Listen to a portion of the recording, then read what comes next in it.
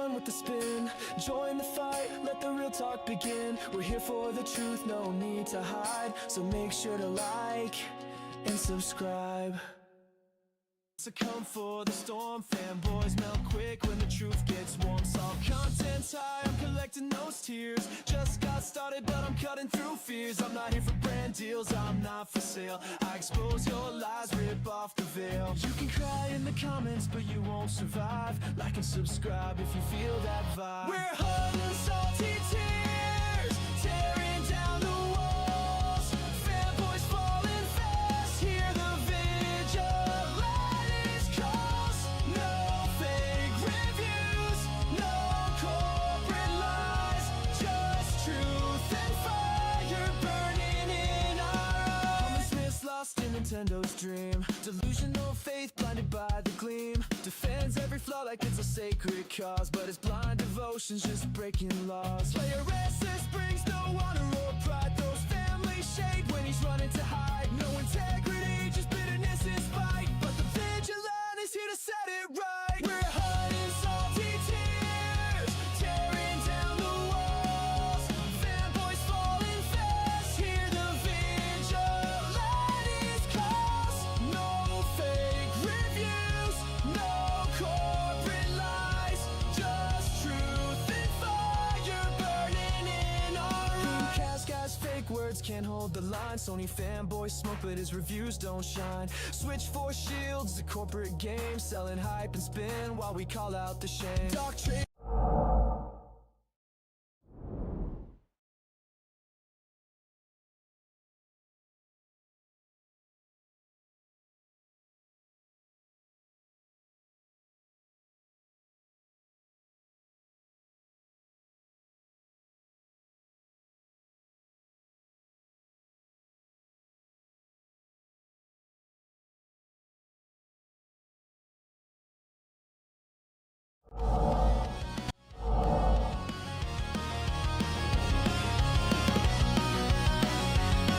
Sorry, everyone. Can anybody hear me? Yes, it's time for Nintendo Salt time.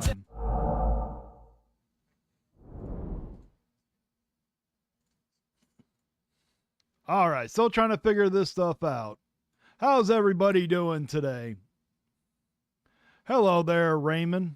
How's it going? We can hear you. Oh, thank you very much. Awesome. So, for today, I'm going to start off, instead of doing like more of making fun of a Nintendo fanboy,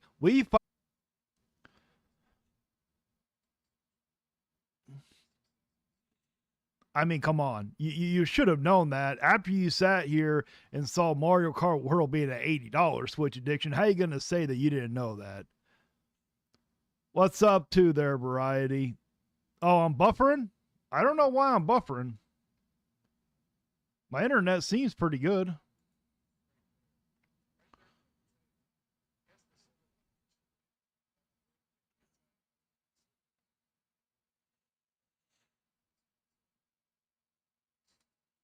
Oh, I promise you, if they keep up what they're doing, they're definitely going to lose that third-party support on whatever they do have at the moment.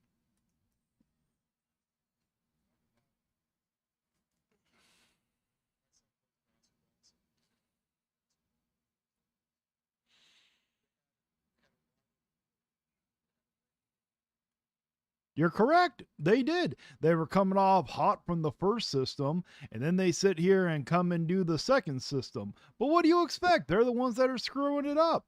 They're sitting here not giving the full release dates. Nobody knows when anything is going to sit here and come out. So what do you expect, Switch Addiction? Come on, I'm so glad that you are opening your eyes and you are waking up to it.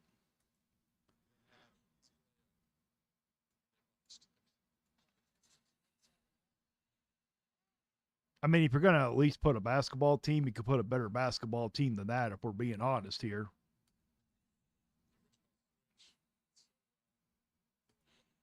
No audio? You can't hear anything?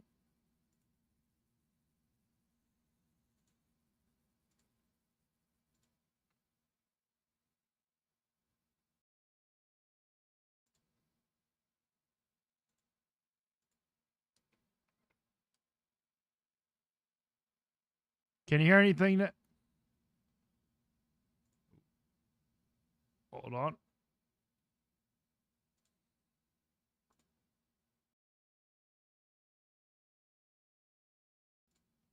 Can you guys hear anything now? Oh, microphone is working. You can't hear the thing. Let me see here. I cannot believe how Nintendo has handled the launch of the Switch 2.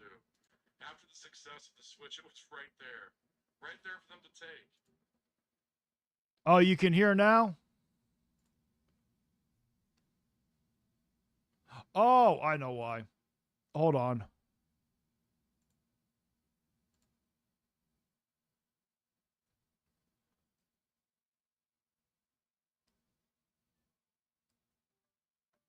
Hold on real quick.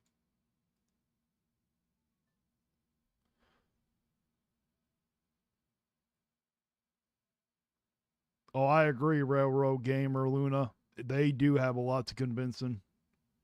All right, let's see if it'll work now. Yes, they sold a lot. Nope, not that way.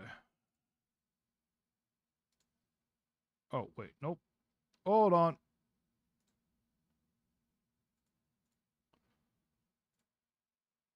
I cannot believe how Nintendo has Can you guys hear handled it now? the launch of the Switch 2. After the success of the Switch, Let it me know was if you right guys can hear there. it. Right there for them to take. Yes, they sold a lot initially, but I'm worried that their anti-customer decision. Can you guys hear it now?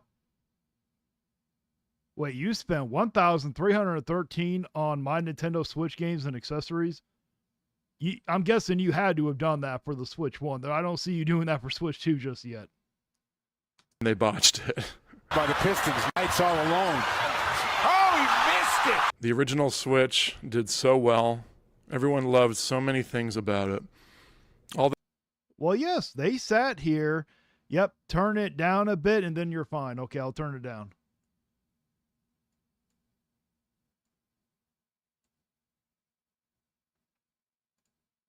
But yeah, but what do you expect? They sat here and released a lot of good games and they were releasing them at good prices. They weren't overpricing everything. All they had to do was do the exact same thing again with more powerful hardware, and it would have been a slam dunk. Yes, but that would have required them to not overprice everything. That would have required them to actually give good pricing for their games. But for some reason, Nintendo just doesn't want to do that. Look at DK Bonanza. They sat here, released a game that didn't even have enough quality content to even justify that $70 price point. But no. They had an easy layup, and they botched it. Wait, you sat here and paid all that money for the Switch 2? How did you sit here and spend all that over $1,000 on Switch 2 games? I didn't even know if there were that many out. So you had to have bought in Switch 1 games. Before the launch, I made a video about how everyone was angry about the Switch 2. Everybody's angry. Everybody's so angry. I gave...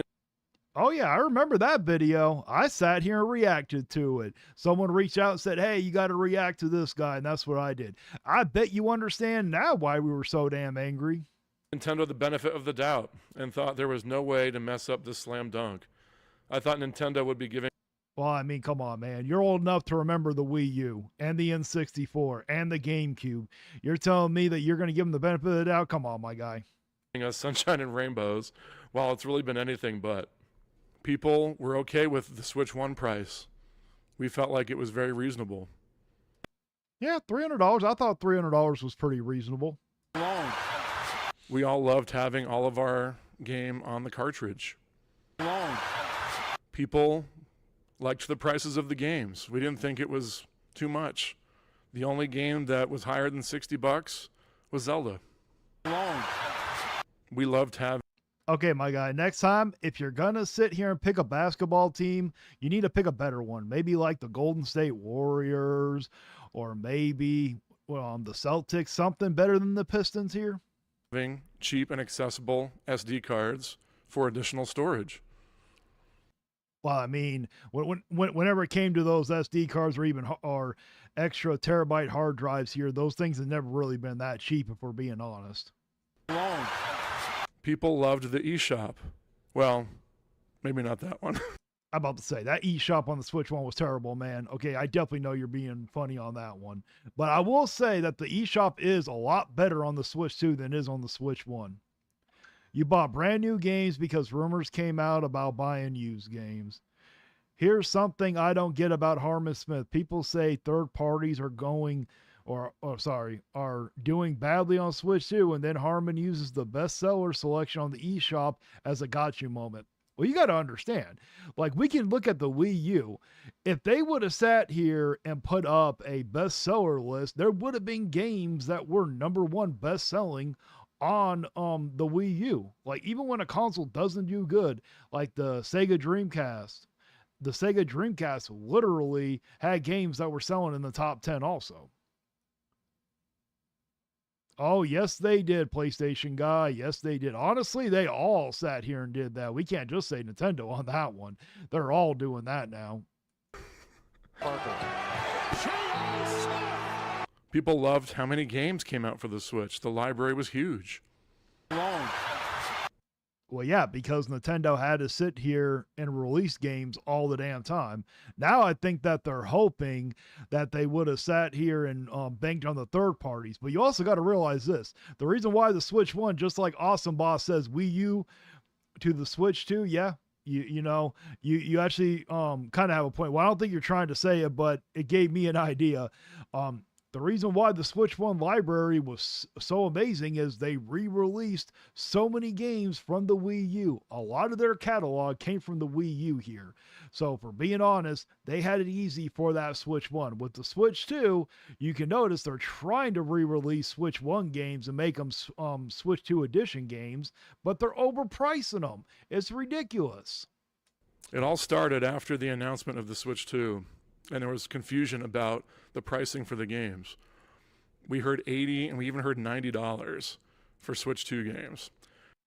Oh yeah, $80 for Mario Kart World. The new Kirby and the Forgotten Land with the DLC is supposed to be $80, and you're hearing all the Nintendo fanboys saying, oh, well, you know what? You'll pay money for the deluxe edition. They're trying to equate literally the Switch 2 game as a deluxe edition. It is not the deluxe edition. It is the standard edition. Turns out that Mario Kart was $80 and the $90 figure was for other countries. Mario Kart being $80 was the start of the anger of us Nintendo fans. Oh, yes, I was very angry. And that was when I started doing this content, because I wanted to know why all the content creators like Beat 'em Ups, Austin John Plays, Nintendo Prime, why they weren't speaking out against us, but we all found out real quick. All right, the PlayStation Gamer. So wait, with Air Riders being a November game, does that mean Prime 4 is delayed? Yeah, it could be delayed, but they could release Prime 4 in September or December. I don't think anything's being released in those 2 months. Were physical games going to be $90? Were they going to be, and digital were going to be $80? There were all kinds of questions. All we knew is that the prices were going up. Then we heard about the game key cards. So we loved having our games on the cartridge for the Switch 1. Now, all of a sudden, Nintendo is opting to only give publishers and developers access to a 64 gigabyte card. Oh, you got to be careful with that Switch addiction. I was told when I was saying that stuff, I was always coming from a place of ignorance. I remember that one because I didn't have all the information out, even though the only thing we know about are the 64 gigabyte cartridges. And we all know why they sat here and used them, because the third parties, they wanted to save money. And I don't honestly blame the third-party developers for wanting to save money. Nintendo was the one that picked those very expensive cartridges. They could have done something different. So if their game is much less than 64, it doesn't make much financial sense for them and put it all on the card. So that's why they're opting for game key cards, so they don't have to pay for the 64 gig card. Unfortunately, game key cards mean the entire game has to be downloaded onto either the internal storage or onto the SD Express cards. Oh, exactly. And some people are actually trying to say that the PS5 games, where the game is actually fully on the disc and you got to transfer it to the stores, they're trying to say it's the exact same thing as those game key cards. No, it is not. Because to my knowledge, you don't need to be connected to the internet to copy the game from the disc to your hard drive. I could be wrong, but I don't think that is actually how it works. I am literally playing the Mafia of the Old Country right now, and that's a $50 game, and they actually put it fully on the disc. With Switch 2 games being as big as they are, you're going to fill up that internal storage awfully quickly. I mean, come on. With Nintendo's, if we're talking about Nintendo's games, they're not going to fill up that hard drive really that quickly, man. Maybe the third parties, yes, but not with the Nintendo games. And they're most likely going to lose this third party support anyways. The SD Express cards have been really hard to find and very expensive. It's coming out now. Okay, I take that back when I said they're usually that expensive. I don't remember a terabyte hard drive for the PS5 being $120. That's just ridiculous. Now, that Nintendo was purposefully keeping dev kits out of developers' hands, out of fear that information about the Switch 2 was going to be leaked. Yeah, if you actually believe that, I got a beachfront property to sell you in Antarctica. They did not sit here and keep those dev kits out of their hands because they were afraid that the system was going to be leaked. It was probably them who leaked the damn system in the first place. And look, the system's been out for how long? And to our understanding, not all of those people even have dev kits. Nintendo makes it very difficult to give those dev kits out because Nintendo is just being stingy, and it's most likely is because they want full control. Well, we all saw what happened with that, didn't we?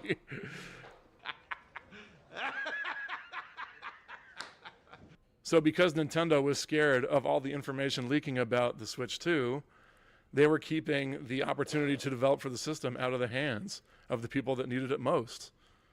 Oh, yes, they were. And now, instead of having a plethora of games for the Switch 2, we're left waiting and waiting. Well, it's not just that with the dev kits. Nintendo's not letting the third-party people, market their own games. They're not letting them choose when to release them. They have to wait for Nintendo's Direct. And Nintendo this generation has been very piss poor when it came to marketing. We've been doing the marketing for them. We thought that it was going to be a slam dunk having all these games for the new Switch because a lot of people were interested in Switch 2. So you thought there'd be a ton of games at launch. Well, that hasn't been the case, and that's why. Exactly. Like right now, if anybody is listening and thinking about getting a Switch 2, at this very moment, there is currently only one game on that system for the first party. I'm not going to speak on third party, but there is only one game for the first party that is actually worth buying, and it's a $15 racing game. All the other games are either crappy or they're just too overpriced. Mario Kart World's too overpriced. DK Bonanza's too overpriced. You got the Welcome Tour that should have been a pack-in tech demo. You got that wheelchair basketball game that's just a crappy game in general. Literally, they just don't have any good quality games out on that system at this very moment. Then a couple weeks ago, we had our first Direct for the Switch 2. Now Switch 2 has been out for a little bit. We're waiting to see what's next, why we bought the console, what games are going to take advantage of this new hardware. And the Direct was not great. No, it was not. If you are you talking about the Kirby Air? No, this video came out before Kirby Air Rider, so you're talking about that partner showcase. Yeah, that was not very good. There were a few decent games that looked good, but I believe they're also coming out on the Switch. It featured a lot of just sports games and ports that we knew were coming. I'm going to take a nap real quick. We know it's coming. We don't need to talk about it. So... Okay, you are talking about the Partner Direct. I can't believe that a lot of Nintendo people are actually championing that they're getting this Star Wars Outlaw game. Do they realize that game is not that good to begin with? I don't know why they're getting excited. Remember, not all third party is good support. Oh, we got good old Franco, co-parter. How am I coping? If you want to call in, you can. I got my Discord open. I will sit here and gladly let you take a call, but you're probably not going to, and you're just going to sit here and be a keyboard warrior. We know this is coming. And lackluster games like Chillin' by the Fire. So now Oh my God, I know so many people are excited for that damn game. we're left asking, can Nintendo right the ship? Can they fix all these problems that they've fumbled during the launch of the Switch 2? Will Nintendo offer different cartridge options for developers that don't have games with a lot of gigs? Well, of course they can sit here and right the wrongs. But they're going to have to humble themselves. They're going to have to give better options on cartridge cards, or they're going to have to sit here and eat some of that cost of the cartridge and take less of a cut. And they're going to have to lower the price of the games. Okay, Franco, if you just want to be too scared, it's okay. I understand keyboard and Nintendo fanboys like you. Just be a little keyboard warrior. If a game has 8 gigs, why are they going to spend the money for a 64 gig card? It doesn't make sense.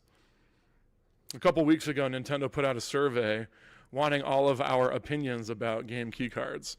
And it was very quickly taken down. So I'm hoping that they got the message and people said, we don't want game key cards. We want our stuff on the cartridge. Exactly. A lot of people do. Now, a lot of Nintendo people are like, well, why doesn't Microsoft get heat for this? Or why doesn't Sony get heat?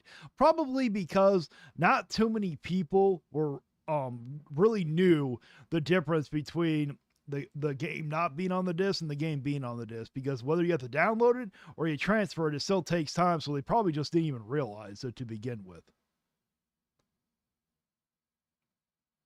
Okay, Franco, I'm going to tell you this right now.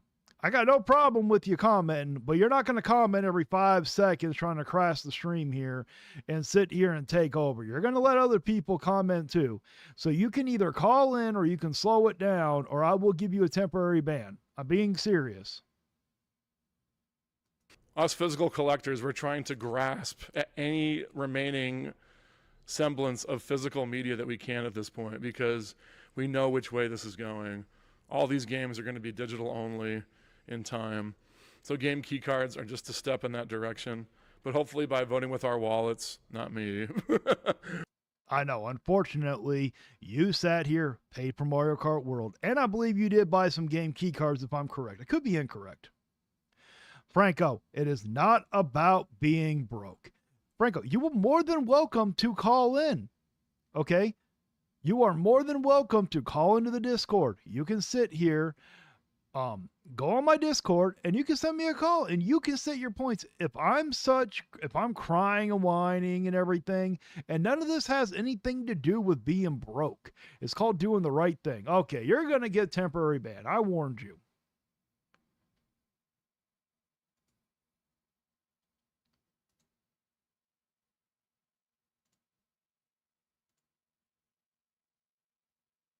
You are getting temporary ban. Put user in timeout. You are getting a 24-hour timeout.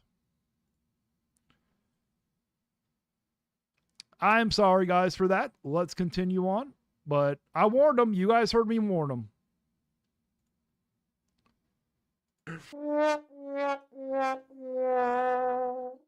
But by voting with our wallets and letting Nintendo know that we would rather have our whole game on the cartridge, hopefully they'll start making steps to do that.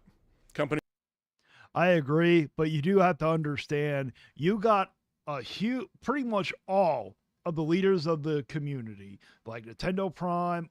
I don't think Austin John Plays is really saying it, but you got Nintendo Prime, you got Player Essence, you got so many of these people champion that, if you don't buy the game key cards, then they're just going to go all digital. And they're using these fear-mongering tactics to get people to actually buy them. Now, you sit here and have, like, Switchforce also, he goes it a step further. He doesn't even say that they're going to go all digital. He says if you don't buy the game key cards, you're just going to have to, or they're going to lose them all entirely. You're not even going to have any third-party support. So I'm hoping that everybody votes for their wallet, but Switch Addiction, you got to understand the actual leaders of the community are trying to fear-mongering people into actually buying these game key cards. Yeah, I know, Shadow Link. I timed them out, but you guys all heard me warn them and told them to knock it off. Companies like Video Games Plus have announced that they're going to try their best to put some of these games completely on the cartridge. And hopefully other companies will start to do suit if they see that the interest is there from the fans. They had it so easy. All they had to do was do what they did last time with this, with new hardware. That's all they had to do. And I feel like Nintendo has just shot themselves in the foot. Oh, yes, they have. They have definitely shot themselves in the foot. But I just wanted to open up the live stream. I'm not making fun of Switch Addiction. I'm actually proud of them. You know, First Levelhead has woken up and opened his eyes, so he's no longer a fanboy. And now Switch Addiction has. Let's hope that we can wake up more people and get them to actually do the right thing. Good job, Switch Addiction. We're so proud of you. So for the next one, you guys are going to love this one. How could two consoles so similar end up so differently? Wait, who is this? This ain't supposed to be it. Let me see here. What? Hold on, guys. What?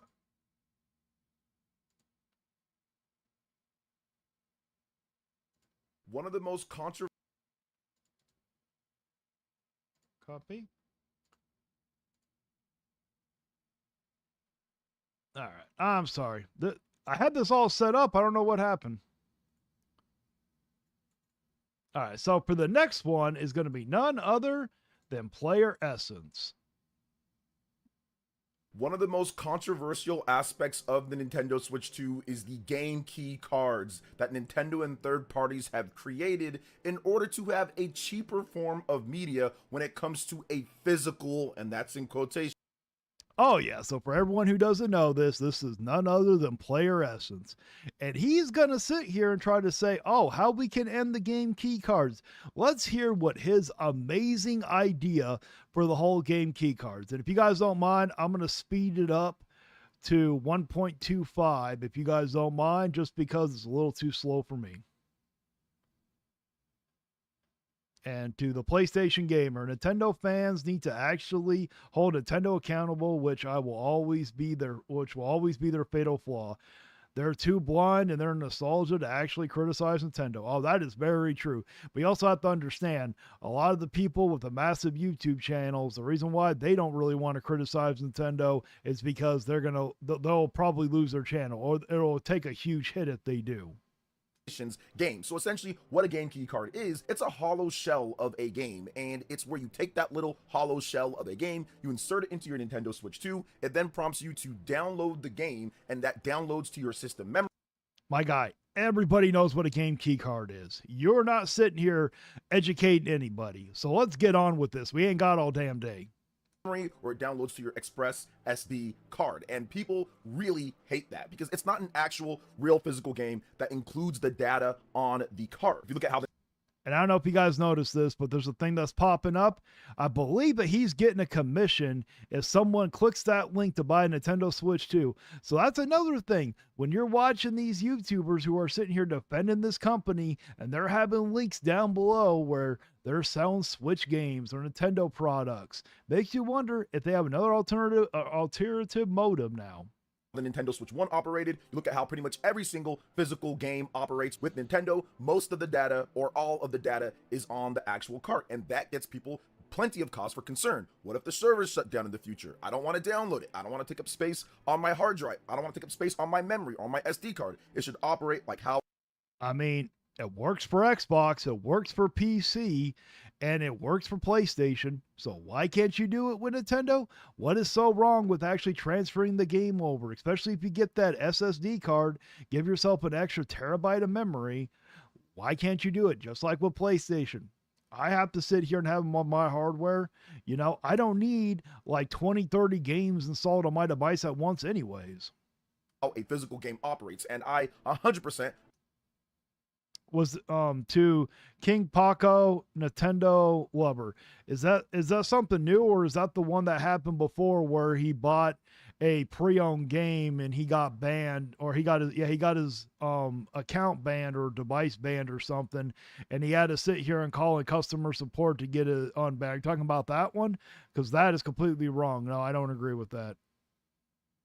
agree with that. I'm a physical game collector myself, although the Nintendo Switch 2 is making it incredibly difficult for me not to just move over to digital because I like to play my system anywhere and I don't want to lug around cartridges everywhere. But at the same time, I still buy pretty much all of my games physical when My guy, I have watched multiple of your live stream to sit here and try to farm content on you. I have heard you say many times that you don't really like physical games, that you don't really sit here and like to have to get up, go switch out the cartridges, that you're too lazy to do it. So my guy, we all know that you pretty much want to do all digital at this point. Who are you trying to fool? I can. But I think that there is a solution to the game key card situation. There is a long-term and a short-term solution. But if you're more interested in the short-term solution, this, what I'm going to talk about, could end the game key card situation for the foreseeable future. But it's How much are you guys willing to bet? Do you actually think his solution's going to be any good? Let me know down below. Is his solution actually going to be good?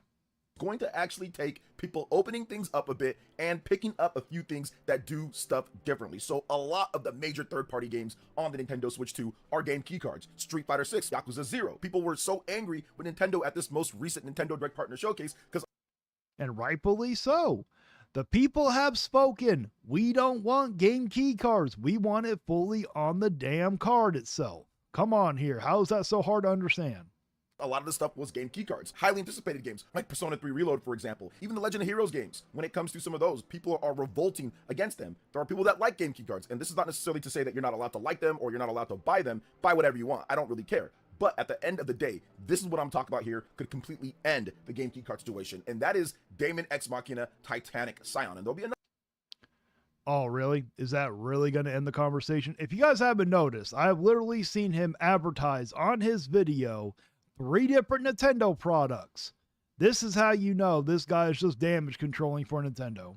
Another game that I'll talk about in just a bit, so stick around for that. But this game, in terms of a short-term solution, could be one of the key cogs in getting this whole game key card situation to evaporate more sooner than later. So what is Damon X Machina Titanic Scion? Well, it's a follow-up to the Nintendo Switch 1 game, Damon. Yes, he does, PlayStation Gamer. He had an ad for the Switch 2. He had an ad for Fast Fusion, which I'll say, if you have a Switch 2, you definitely want to get Fast Fusion. That $15 game is freaking phenomenal. It is amazing. And then he has this Tamagotchi Plaza game also on there that I've noticed. This guy always has it on his videos. Damon X Machina, and it's more of a, people talk about AA or AAA. I don't really know what the budget of the game is, but it's a significantly higher budget than they had with the Nintendo Switch 1 game, which was probably more of a AA type of game. So congratulations. It's pretty much Fires of Rubicon. Let's get on with it already. You want to know what with Fires of Rubicon? If I remember correctly, they released that game at $60, not $70. this game has all sorts of cool mechs, it's got a bunch of different characters, it's got full voice acting, and most importantly, it has the full game on the 64GB cartridge that Nintendo. Okay, congratulations. Just because it has all that, you think that's really worth $70 damn dollars? Switch 2 offers the full game on there. A lot of the biggest AAA titles that are 30, 40, 50, 60 gigs or whatever the case is, those are all on game key cards. But this game is going to be on a 60. Okay, and you have games that literally WWE came out with their game, and it's not even a cartridge. It was a damn code in the box, for crying out loud. Oh yeah, PlayStation Gamer, trust me. He needs a dismount already. 64GB cartridge, and it's a large game. Marvelous, they've been doing this with their games so far. You look at Rune Factory, Guardians of Azuma, that was on the 64GB cart as well, but that was a Switch 1 and Switch 2 edition game. This is actually going to be a game built specifically for the Nintendo Switch 2. High-end, looks really good. Obviously, PS5, Xbox Series, and PC. So if you really want to show that people want physical games, a 64GB cartridge, not with the Switch 1, Switch 2 edition, not with the first party title, not with a smaller game or from anything like that, not from a smaller title or from a port or something like that. Jesus Christ, we get it, my guy. We know they're talking about third parties. We know, get on with it. This is a specifically built Nintendo Switch 2 game that is fully on cartridge here in the West. Now in Japan, it is a game key card, but we're talking about the Western gamers, which are the bulk of people that are complaining about game. I never actually did play that Drag R in. Is that the one that's like the previous one on Switch 1 that's like Fast Fusion? key cards. So this could absolutely end it. If this game comes out and does gangbusters, if it sells like crazy, it's topping the charts overall when it comes to NPD and people are picking it up, that is going to be a decisive blow to the game key card situation. And I think that will get. You want to also be a decisive blow? How about releasing these games at $60 and having Nintendo eat the cost? That'll be a nice little blow on top of it. A lot of other developers, especially if they have a great game like Persona 3 or maybe even Persona 4 Revival, when that eventually comes out, because that's going to come to Nintendo Switch 2 as well, they will make the decision to put it on the actual cartridge. There's a lot riding on this. If people see, or if these developers see that people are just buying games digital anyway, or just buying game key cards or whatever it is, they're going to be less likely to care about actually having that 64. No shit, we already know all this. So what's your solution already? Will you get on with it? God damn, we've gone on for like 5 minutes and you haven't even told us your damn solution. Gigabyte game cartridge, because it's one thing to complain online, but it's nothing to actually support when it comes down to the games that come out and have that 64 gigabyte cartridge. Now, unfortunately, I don't think Rune Factory Guardians of Azuma did anything crazy in terms of numbers, so we can't use that. We can't use Nintendo first party games because those are Nintendo first party games. We've got to have a game specifically built for the Nintendo Switch 2. That's not a port, that's not an older game, that's not something else, but specifically built for the system that comes out on a cartridge. Well, most of them are going to be older games. If you look at Elden Ring, look how terrible that game plays. So you actually think the newer games are going to be able to play extremely well when they can't even get the older games to play extremely well. Look at Madden. And people pick it up throughout the year, and you can't wait till it's discounted down to nothing overall. You got to pick it up, and they got to see the support that's kind of coming through. So if you are someone who's a physical collector, if you do like RPGs, if you do like mech games, there should be no reason why Damon X Machina Titanic Scion is not on your radar. And even if would you like to know why? It's $70. Okay, $70 is a very high price tag for a game. Don't you see why that a lot of games are not selling as much as they used to? You do realize that the gaming industry has not grown like you think it has. you just don't even like the game, but you don't like game keycard, you have some type of interest in this game, I highly recommend checking it out, because once again, if this game does incredibly well, along with some other things that okay, if you are seriously interested in the game, you want to buy it, go for it. But don't buy it because you want to send a message. That's not going to help anybody out, because all you're going to do is normalize overpriced games at that point. we're going to talk about in just a bit, I think that that could really hit a decisive blow to the game key card situation and get a lot of developers to second guess and to say, okay, we're going to put our game on there, especially if they have games that are more popular than Damon X Machina, because Damon X Machina is not a super popular franchise. Is it a profitable one? Yeah, sure, it's profitable based off the Nintendo Switch 1 version, and then they also had PC. The game never came to Xbox or PlayStation. Okay. Honestly, my guy, can you just get on with it already? I just lost my train of thought. Sorry, guys. But this one has significantly more investment into the game. It jumped the price up to $70. So the game is definitely up in quality overall. So if there is a lot of support for this. So wait, it was supposed to be $60, but now they're going to make it $70. So are you literally championing for a Switch tax? You literally want people to have to overpay for games just to sit here and have it fully on the cartridge when you're most likely not even going to buy them in the first place. You've already said that you're too lazy to have to switch out the damn cartridges. Double A type-ish franchise, or this franchise that isn't as popular as Persona or The Legend of Heroes, Dragon Quest, Final Fantasy, Elden Ring, all of these other games that are going to be coming or coming out to the Nintendo Switch 2, that's going to show these developers from bigger companies that have more money that it's absolutely worth it. You combine the complaints online with strong sales of a double A or smaller franchise, so $1 million plus on the Nintendo Switch 2, or very good 500,000, 600,000, 700,000 for the install base that the Nintendo Switch 2 has, that is going to send a massive message in terms of it. You also want to know what's going to send a massive message? Maybe Nintendo should eat some of that cost. It's their fault anyways. They chose those expensive ass cartridges. Why is it every time that I've noticed when you do try to stick it to Nintendo, or you do try to come up with a solution, it's always at the detriment of the community? Why is that? And once again, it could be a decisive blow considering what Damon X Machina Titanic Scion is compared to what we've gotten before that's been on cart. Like I said, we've gotten some stuff, we've gotten some things that's like, okay, Japan only, right? Fantasy Life, okay, you can import it, but that's not going to get the same type of publicity as actually having it available in the stores where you can buy from Amazon, no problem, come ship to your house, you can just go pick it up at the store. So for physical game collectors, this is definitely one of the things that you should be looking out for. Now, no, it doesn't matter if you're a physical collector or not. You should not buy this game unless you are actually interested. Do not try to overinflate Nintendo's numbers. Do not try to overinflate physical cartridges just because you want to send a message. That is not a good precedent to set.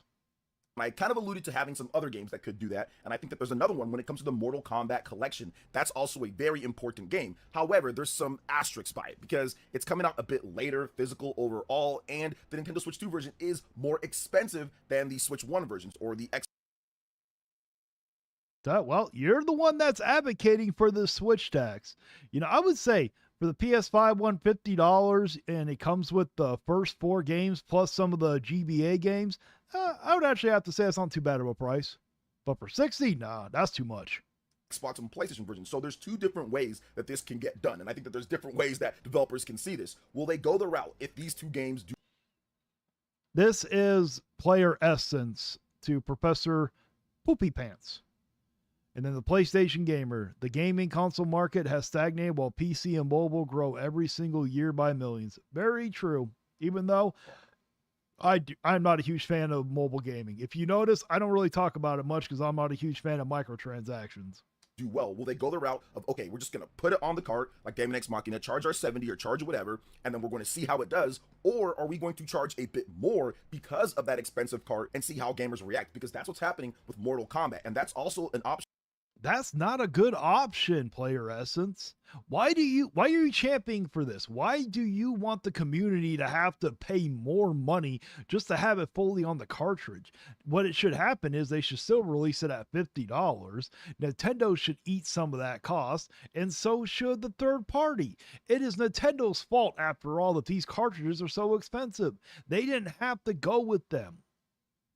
Look, I don't like paying $80 for games. I don't like paying high prices for them. But if they include everything on the cart, that might be worth it for a lot of people who enjoy physical games. I mean, you sit here and love to claim that you don't like $80 games, or you don't sit here and like to overpay for games, which you always do. You bought in so many $70 games that were overpriced. And then you sit here and hype up Mario Kart World to the people, knowing that that bundle's going to go away and people are going to have to pay a full $80 for that.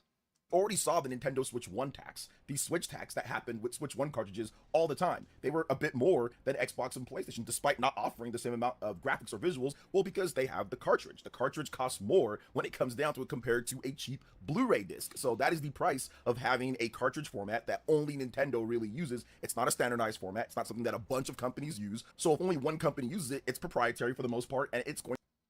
So what, you expect us to feel bad and have to sit here and overpay for games just so because they choose to do cartridges? Hell no, we shouldn't have to. To cost a lot more than a Blu-ray that's been around for like 20 years or something like that and can be produced for much cheaper. So there's 2 different routes. There's 2 different ways this can go. And I'm very interested to see how Damon X Machina Titanic Scion does when it comes to the Nintendo Switch 2 version, in addition to how Mortal Kombat the collection does and how they're charging a bit more for that. Is it going to do really well on the Nintendo Switch 2? Is the jump? I really hope that it doesn't do well.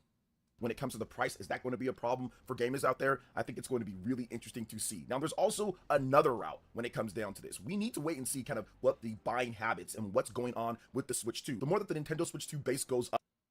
My guy, we already know what the buying habits are going to be. Most of the games that are going to sell well are going to be the first party games, and some of the third party might sell well. If we're being honest, most likely those first party games will sell well. Up when it comes to game sales or when it comes to the system sales itself, the better things could potentially get. I think that if you look at the article that came out the other day, there were people that were rejoicing, talking about how the people who make the cartridges for the Nintendo Switch 2, they're looking into having different sizes for the cartridges. And yes, that might help a bit, but how much cheaper is it? Will help a little bit. Literally, and now he's advertising for the Switch 2 Joy-Cons. Dude, you are literally a walking billboard for Nintendo. You so badly want to be Woods from Beat 'em Ups, don't you? You literally want to become the next poster boy for Nintendo.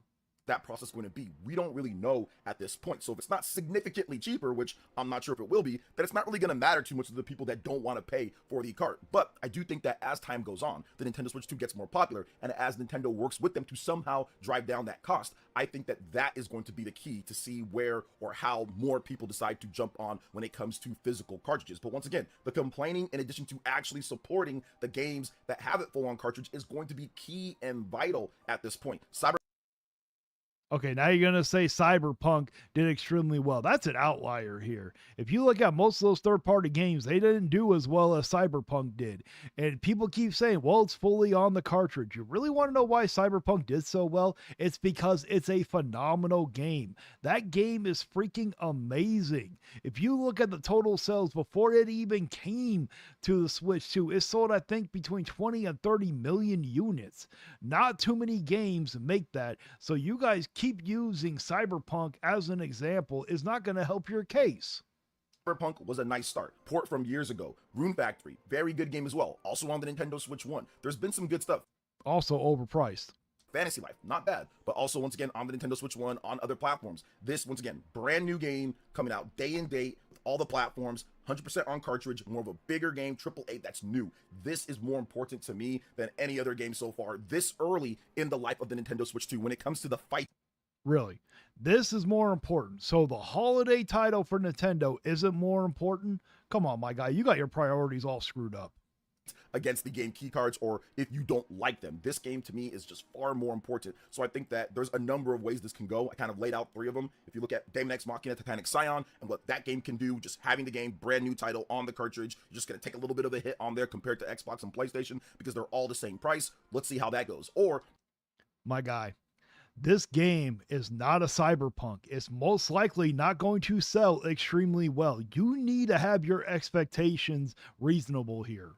Mortal Kombat Collection, where they say, hey, look, we're going to charge a little bit more, might take a little bit time to come out, but we're going to get you that physical cartridge, 64 gigabytes. Or just as time goes on, more people pick up the system. Nintendo, the company who makes it, kind of works on the fabrication process and somehow gets that cheaper. And as time goes on, as more people pick up the system, as more physical games actually sell, things just get better. Now, there's a fourth option as well, is that it just... Well, you do realize, Player Essence, it's not like this system is selling like it was at launch. It is starting to slow it, well, not starting to, it is slowing down very much. Ends up people not caring, and people just go digital, and people just buy Nintendo first-party games physical, and game key cards are just game key cards, or people just adapt and get used to them overall. There could be that option, which I think a lot of people probably won't like that option, but that could absolutely happen. It kind of reminds me of something similar. No, but I guarantee you're going to be just like your boy Switch Force, or just like the other Nintendo people saying, well, what can we do? If we don't buy them, then we're going to lose the third-party support. And we all know why you want to keep that third-party support. It ain't for the benefit of the community. You want to sit here and keep that third-party support just so you can console war. That's all you want to do. Of when back when the 360 and PS3 were out, they started introducing a way to where you can install the game on your hard drive, like the whole thing, to help out with loading times and everything, which it was optional. And then all of a sudden they said, oh, well, now it's going to be mandatory because of how slow disc-based media is, and the loading times would have just been insane on the PS4 and the Xbox One. So they just made it mandatory that you install all of that. And people didn't like that at first because, wait a minute, hold up, why should the game take up all the space? But then eventually they just got used to it and said, okay, well, whatever, it's just going to do that. And now at this point, it's just seen as a normal thing, although that was not normal. That was not how games are supposed to operate. Who cares? Having it on the hardware is a lot better than sitting here having to overpay for games. You do realize that PlayStation does it, Xbox does it, and PC does it. Last time I checked, I have never heard any of them 3 complaining that you have to have the game on the hardware space just to play it. We've all dealt with it for years now. It ain't nothing new. You will adapt, I promise you. Operate. That's still how I don't think games are supposed to operate. That's more like a PC thing, more so than an actual real physical game, because it shouldn't take up space on your hard drive, and you shouldn't be using it as an unlock key essentially for it running off of a hard drive or your SSD. I think that they should have developed some type of media that makes it to where it runs faster. Like, for example, the Wii. My guy, it is going to be a lot better to have it on your hardware than having to overpay for those damn games. Am I wrong, guys? Like, what would you guys rather have? Would you rather overpay for games, or would you rather have to transfer the game from the disc to the hard drive like you do with all the other ones? Let me know. Wii U, that media still plays off of the disc. Now, don't get me wrong, the load times can be really long on some Wii U games, but at least it wasn't mandatory to install Wii U games on the That's okay. Guess what? You know, Mafia of the Old Country. Great game so far. I'm thoroughly enjoying it. But I'm going to tell you guys, even though it's on your hard drive, those load times are pretty slow or pretty long. I'm not kidding you. Those load times can be a little long for a game. I'm just not used to those load times like that, especially on the PS5. system memory if you bought it physical. So I do like the fact that the Nintendo Switch 2 is still having, when they do have a real physical game, it's still actually a real physical game and it plays off of the cart and it doesn't just install to your memory or something like that. So for me, that's what I would like. So that's why I'm willing to kind of ride this. And why? What is the big deal? I mean, if you just play everything off the cart, what? Are you just going to have all that open space? Like, how many games do you need to have on your hard drive at once here? It's not like you need 20 damn games.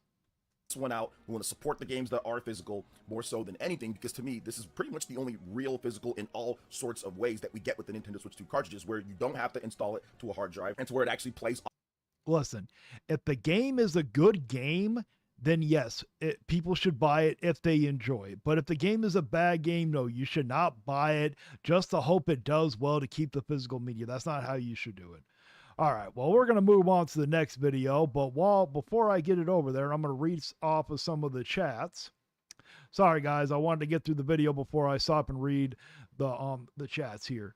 But do you guys want, for the next video, do you want a Harmon Smith or do you want a Nintendo Prime? Let me know. Brand to the PlayStation gamer, brand loyalty, nostalgia are the only thing keep Nintendo in the race. That is very true. Professor Poopy Pants, who was a smack that said co-partner. I don't remember the actual name of the guy, but he's one of the trolls. I'm pretty certain I know which community he came from, but he's always, you know, in my videos. Now it's on the live stream. He's yelling co-partner, and I sat there and said, hey, if you want, you can call in. I have my Discord open, and you are more than welcome to call in, but he's too scared to do it. To Valkyrene, pay more for a cartridge on a lesser system. Nah, I'll pay less and get it on a more powerful system. There you go. All jokes aside, in real life, really no one in my area has a Switch 2. Everyone watching YouTubers like Player Essence hype it up. Are they really playing Switch 2 games for real? Well, we've seen Player Essence do it, but I'm pretty certain that he plays other games that are not just on the Switch 2 itself. That PlayStation gamer rumor, Xbox to confirm the setting for the next Forza Horizon game will be in Japan. Hey, that'll actually be a good one, I think. I've never actually played an Xbox Horizon game, but I need to. Yeah, probably 1 million at best. Third party or third pastry support is crap on the Switch 2, literally. Yes, it is. Game key cards is like the box, but where's the real person? Yep, very true. Game key cards are e-waste, 100% against that. Hey, I completely agree. You will never see me buy a fully priced game that is a game key card. Now, if they're selling the game for $5, I may consider it. I don't know. I might wait for it to go to digital at that point.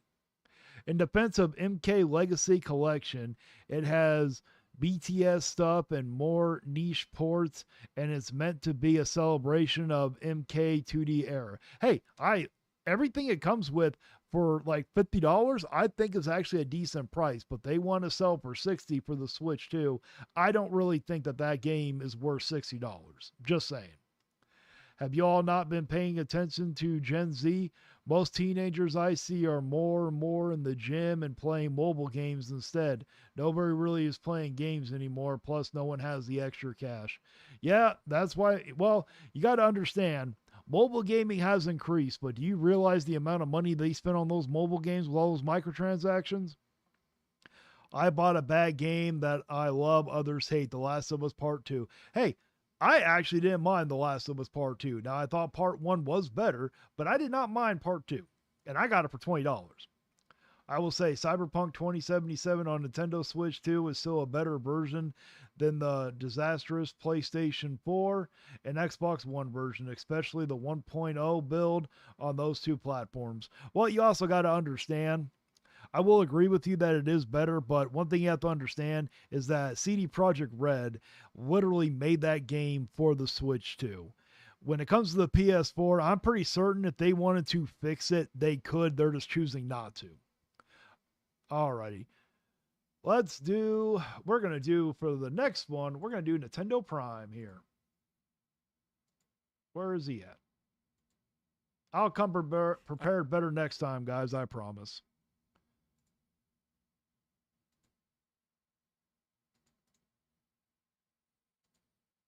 Alrighty, we're going to get good old Primey.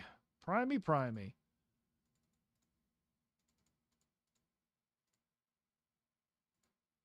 So I want to talk about the Nintendo Switch 2 boycott and why, at least at this point, it has failed. And if you're confused, then... You know, I don't know if you guys know this. Oh, yes, Primey. You know, I am loving that Gara's actually starting to call him Primey. Just so everybody knows, I started that one. It was me.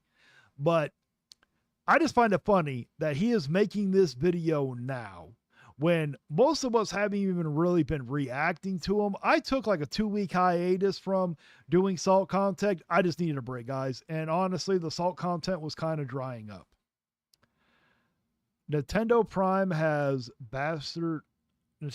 the bastard at his worst. Very true. Do you think he drink Prime? Oh, he probably does. I know he loves to drink alcohol on his live stream. But yeah, did anybody know that there was actually this Nintendo Switch 2 boycott? I don't recall really most of us trying to do a boycott on Nintendo. Now, I did say we should do a boycott on Mario Kart World. That one I did say. I don't blame you, because for a lot of people out there, maybe even Nintendo themselves, and how little some people were aware of it. And many people were not aware of it. And let's speed this up a little bit because, like I said, this is a little too slow for me. If anybody wants a thumbnail, there you go. It's a perfect thumbnail for them. that is something we're going to dive into, because there are certain key things that have to happen for a boycott to be successful. And I want to talk about why this boycott appears, at least so far, to have not been successful. What could have been.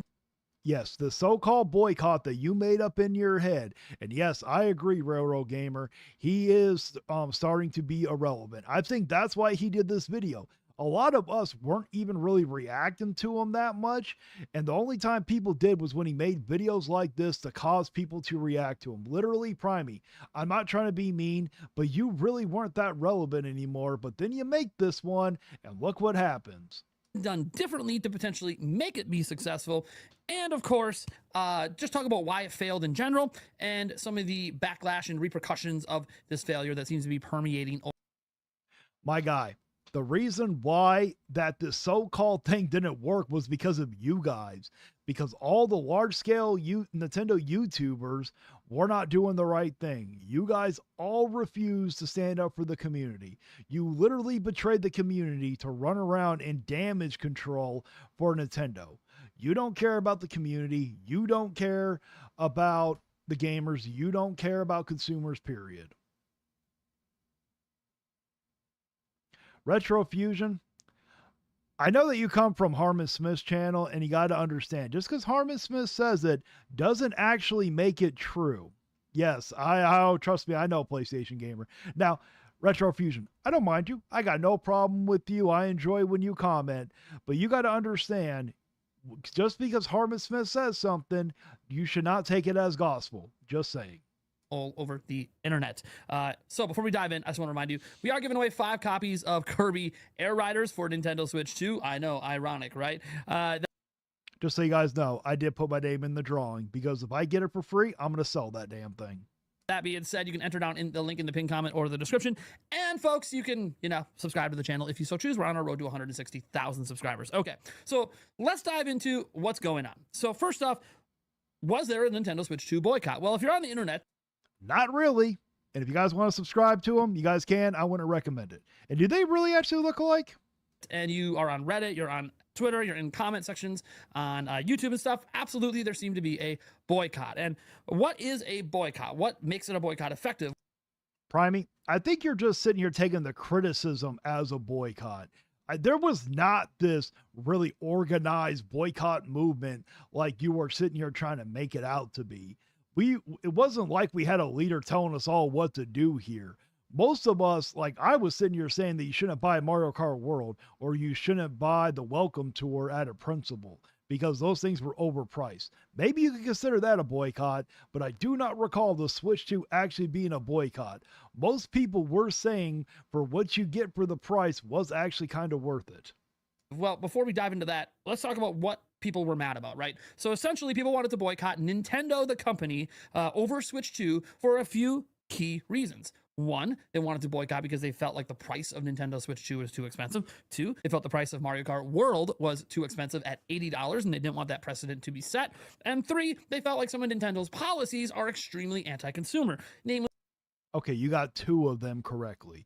And if you're talking about the overprice of the system, when it came to me, I only said that it was overpriced due to Japan getting one for a cheaper. things like being able to quote unquote brick your system. It is something in their TOS that they can do, but technically haven't done yet. But then also just in general, the ways in which they can ban systems and all of this stuff and GameCube. Yes, the way that they could ban or brick the system, essentially that's the same thing nowadays. Key cards, throwing that on top as well. I know you can argue if that's a policy or not, but regardless, people don't like game key cards either because it's just another form of digital and it's not full physical games. So Yeah, exactly. Even though coming from a guy who says, hey, I want a full physical, but you went out and bought how many game key cards at launch? you combine all of this together, and look, there's some nuances in there. People are basically going against Nintendo because they feel like they are being extremely anti-consumer with the price points. Because they are. And with the policies and the game key card situation. So when we throw all that together, that's the crux. That is the foundation of the boycott. Hey, do not buy Switch 2. Do not buy the accessories. Do not buy the games. Don't buy any of this stuff because we need. Well, some of us were saying don't buy the accessories like the Joy-Con controllers because they were pieces of shit. We did sit here and say don't buy the games because they were too overpriced. That is very true.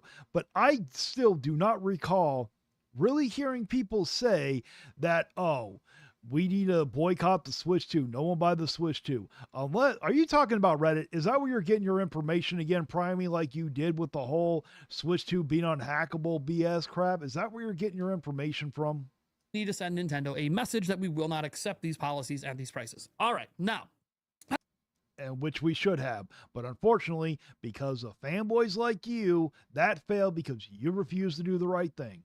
Let's talk about what makes for an effective boycott. All right, in order for a boycott to be effective, it has to be done in a way where it is something that people want, but they are standing on principle to not buy. As an example, there's been many boycotts. Exactly.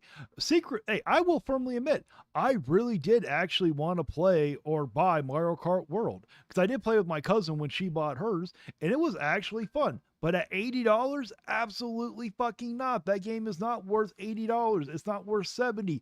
It's not even really worth $60. But if they put it at $60, I could accept that. Boycotts in the past that have actually worked. Some of the laws and policies in the very country I live in, the United States, have actually been formed due to boycotts. Things like dealing with racism and sexism and all sorts of things have had literal. My guy, all those things that you are talking about, they can't control any of that. They can't control what their race is. They can't. I'm not trying to get political here, but he put it in there. People cannot control that. With video games, that is a huge damn difference, my guy. There is no way we are going to get the government to form laws to benefit us. Impacts in the law due to boycotts because people wanted something but weren't being allowed to have it, or they refused.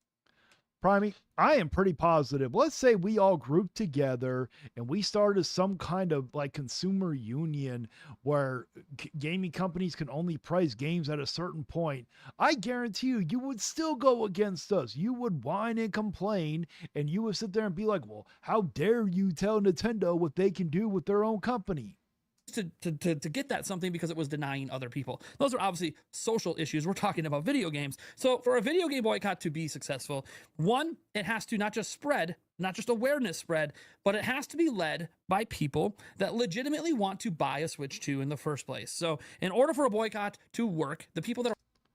Well, in order for a so-called boycott to work, yes, it does have to be from the actual leaders. But the thing is, some of us that were speaking out against Nintendo, like me, like Nintendine, like Blast, even Gara sat here and said he does like some of Nintendo's games. But the problem is, you guys labeled us all as Nintendo haters, Nintendo grifters, and the community views us like that, which you knew exactly what you were doing when you did that. You knew how they were going to view us when you guys did that. Are organizing it, the people that are rallying the troops have to first be Nintendo fans. They would have to be people who are really excited for Switch 2, really want to play Switch 2, really want to buy the games on Switch 2, but because of the price points, because of the policies, because of the key cards, all So what happens if some of us, because I was interested, well, I do have a Switch 2, but I was interested in before all this of getting a Switch 2 until they did all this BS crap, and I will not sit here and buy those overpriced games. What? I can't speak out against it because I had no want to pay. Because if people, let's say someone does hate Nintendo, they had no want to buy a Switch 2 period, no matter what. What they're saying doesn't change. What they're saying is still the truth. It doesn't take away from that. combined together, you are collectively deciding not to do so in order to send a message to that company. When a boycott is led by people who had no plans of buying the product in the first place, you actually end up not having much of an impact at all because... Okay, Primey, you do have to understand this, because I don't know why that a bunch of you guys think this. There really is no leader over here. Yes, we got two people on that do this type of content that are extremely large channels. You got Oh No It's Alex and you got Vertenga, but it's not like that them two are the leaders and we're like their minions where they tell us what to do and we follow every order they give us. That's not how this works, Primey. So there really was no leader to begin with when it came to this so-called boycott that you're making up in your mind. your message isn't going to land with people who are planning to buy the system. You need people who were planning to buy it, who wanted to buy it, to lead the movement. That's really how this works because... Well, there were some of us that were going to. I was very clear before the thing came out that I was going to buy a pre-owned one. Blast said he was going to buy one. And Nintendine said he's not going to buy one, but Nintendine loves Nintendo. He talks about it many a time. So there were plenty of us that were willing to speak out against it. But the problem was you still labeled people like me, people like Blast, and people like Nintendine, or not you specifically. It was more Player Essence, but we got labeled as Nintendo haters, Nintendo grifters. Otherwise, you're just having a bunch of people that were never buying the system anyways, rah-rahing out there about how bad Nintendo is, but they weren't going to buy the system anyway. So it literally is irrelevant if they were going to buy the system regardless, Primey. It means absolutely nothing. The thing was, the people who had no interest in buying the system, they were willing to stand up for the community versus someone who is supposed to be a leader for the community. You're supposed to be a voice for the community, Primey, and you literally turned your back on them and you allowed people that had no interest in even buying a Nintendo Switch 2 try to speak up for them. That's because you're a coward. Doesn't really matter. Their impact is next to nothing. And this is the crux of why the Nintendo Switch 2 boycott has seemingly failed. If you think about some of the biggest names out there leading the charge for boycott. Oh, yeah. Oh, it's Gaming Rift. What's up? Haven't heard from you in a while. Yeah, it's Primey. Good old Primey. You have people like, some ordinary gamers who, hey, he bought a Switch 2. He was pushing for a boycott, and he literally bought a Switch 2 day one.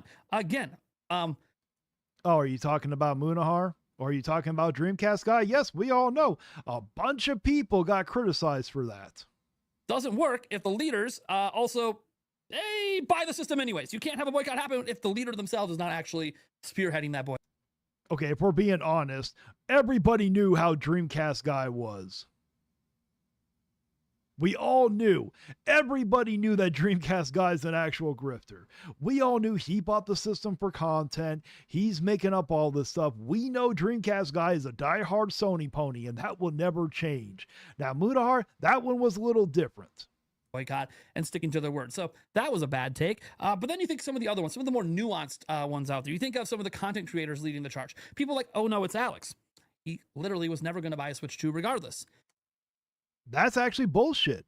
He literally said that he was actually thinking of buying a Switch 2 until they came out with all those BS policies. He literally was going to think of it. He was literally thinking about buying it, Primey. See, You didn't even come prepared for this video. You have no idea what you're talking about. He doesn't really play Switch either.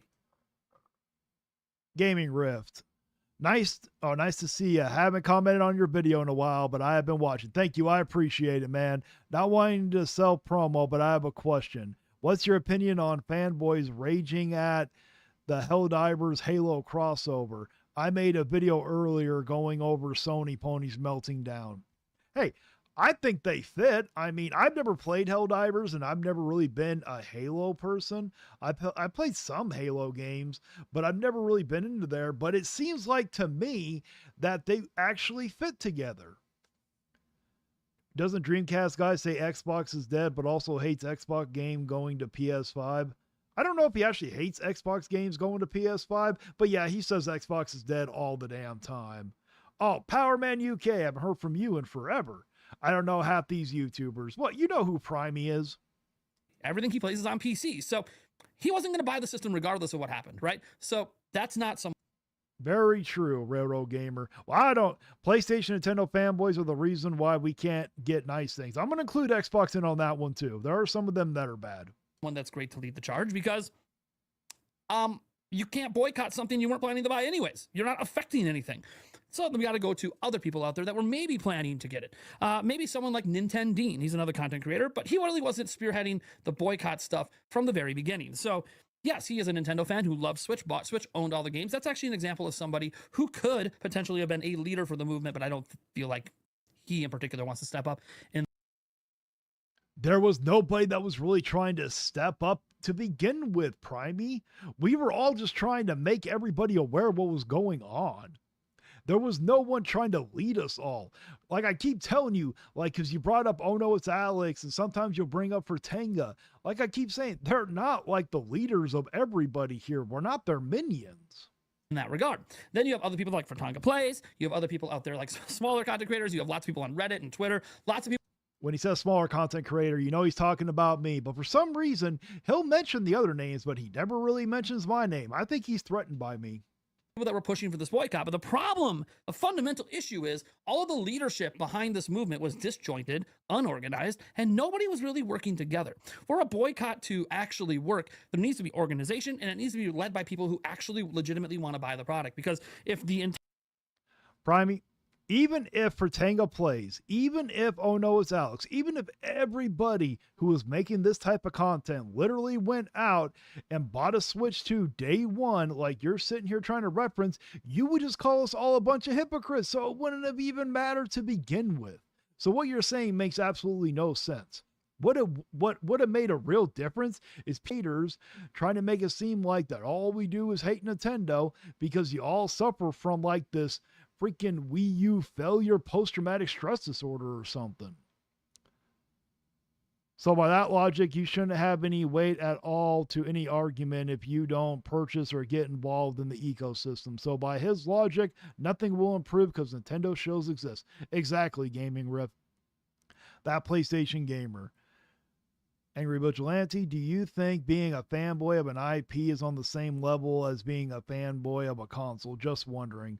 Well, when you really look at it, I mean, I guess being a fanboy of a console is a little worse unless you're like a die-hard fan of the IP itself, because the fanboys are going to ruin the IP if the IP gets ruined. But when it's a die-hard fanboy of a console, they'll just buy everything, anything and everything. It doesn't even matter. Hey guys, I'll never buy a PlayStation 5 Pro because it's a scam. But my argument is awful because I don't want to buy one. Oh yeah, that's how Primey is. Reforged Gaming is stupid. Yes, he is. Exactly, Professor Poopy Pants. Reforge is. You know, I tried to react to Reforge one time and I literally fell asleep, and I've never tried to react to him again. Entire purpose of you boycotting something is just to say, F the corporations. That's fine. But that's not going to work when you're not actually the consumer base of the actual product. So if it's a bunch of people screaming at each other that were never buying the products in the first place, it's not going to be effective. Just to give Primey, as long as there are people like you it won't be effective, because even if we all were willing to buy, and it's, let's say for instance, if you sat here and actually joined us, let's just say for argument's sake, and all the rest of your brethren still stay core, still continue to do what they do, then they labeled you as a grifter, as a Nintendo hater, they're going to label you as a traitor, and all that's going to happen is you're going to, the community's going to leave you because they're going to listen to the other ones. It would have taken all of you guys, because all of you guys are literally the leaders of the community. Give you an example. And I was waiting in line at GameStop for my personal system and just talking to lots of other fans out there. They weren't even aware a boycott was happening. In fact, when I mentioned this in this video, there's some of you guys watching this video right now that wasn't even aware a boycott was occurring. This is because what happens is we get stuck on the internet where we watch certain types of content or we consume certain types of things, and then algorithms and other things only feed you those things that you were searching for and or looked into. And because of that, the movement seems much bigger than it really is, when it's really just Primey, I watch this type of content all the time. I watch Desire's content. I watch Gara's, Bertanga, oh no, it's Alex. I promise you, there were no headlines saying, let's boycott Nintendo. I do not recall any of that. So again, Primey, are you getting this off of Reddit? I think that's literally where you're getting it from. And Primey, you know better. You know not to run with stuff from Reddit. You remember what happened last time with the whole Switch 2 being unhackable crap. You remember? just a small little pocket on the internet that overall isn't impacting the larger methodology out there. So that is one reason why, yes, there was a boycott, but no, it actually was quite small. It really wasn't going to have any effect anyways. Of course it was small, because there were only, even though there really wasn't a boycott against the Switch 2 itself, let's just make that one clear. But with you labeling it as it, of course it was small and it was failed. There was only some of us that were willing to do the right thing. The rest of you guys were nothing but a bunch of fucking cowards. Now, even if that movement got more traction and was sung from high praises by all the biggest content creators out there, it probably still would have failed. And the Bitch, please. It would have actually worked. Nintendo would have felt that crap in their pockets here. Come on, Primey. Do you not remember what beat 'em ups did? Look at the influence he has over the Nintendo community. You guys all ran with his lie, and you literally damaged the community. I don't think you understand the influence that you guys all have and how badly you guys damaged the community. I don't think you understand that. The fundamental reason it would have failed is that the people latching onto the movement started fighting with actual consumers of the products. And herein lies the issue. And this is why we're seeing some people, every time Nintendo announces sales data, like it's the fastest selling system of all time and all that stuff, you'll see people being out there, oh, the boycott failed. Oh, look. I do not recall people saying that the boycott failed until you actually said it, Primey. And oh boy, are you going to get all mad now that we came after you guys? Well, guess what? When you guys make poor decisions that screw over the gaming industry, what do you think's going to freaking happen? The Gaming Rift. Funny story. A Nintendo dude responded to a video of mine saying Mario Kart World was a flawed mess. Let's just say it was an hour and 30 minutes of the most amazing mental gymnastics. Also dubbed. Oh, I bet it was. Oh, he also called me a liar and a Sonic fanboy. Hey, there's nothing wrong with Sonic. I'm actually excited for that Sonic Crossworld game. Oh, like I said, boycott didn't do anything. Like, they're kind of mocking people who were quote unquote boycotting the platform. And the reason they're doing that is because fans that were excited for Switch 2 knew about the policies, but wanted to buy everything anyways. They were being mocked and they were being attacked by.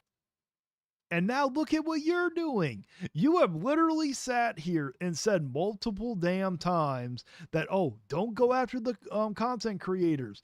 Go after the company. And then now look at what you and Player Essence are doing. You both are literally coming after Nintendo. You guys want to debate them so damn badly. And just to give you a tip, I know you understand this, Primey, but Nintendo is not like some of the rest of us. He didn't really go after the content creators. He went after the company itself. It ain't like me. You guys can come after me, call me names. It ain't gonna matter, if you're trying to get me to debate. But if you want to debate someone like Nintendine, you probably should reel in your boy Player Essence, because, what Player Essence keeps saying, calling him names and everything, that is not the best way to get him to debate. Just saying. The boycotting movement. And this is because the boycotting movement wasn't actually being led by people who are fans of Nintendo. It was being led by people who literally don't buy or play the platforms anyways. Again, Primey, there was no real leader to begin with. We were all doing our own thing, but there were multiple people that were doing this type of content, that were planning on buying the content, that were sit here planning on buying a Switch 2. I bought a pre-owned one. Blast has one.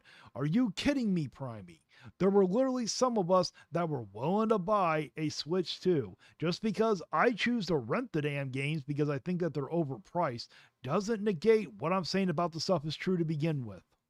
So what happened is a lot of these content creators and a lot of people that follow these content creators felt compelled to attack the consumer rather than the company. Primey, how many times we got to go through this crap? We didn't attack you. We criticized you. We held you guys accountable for the poor decision making you did.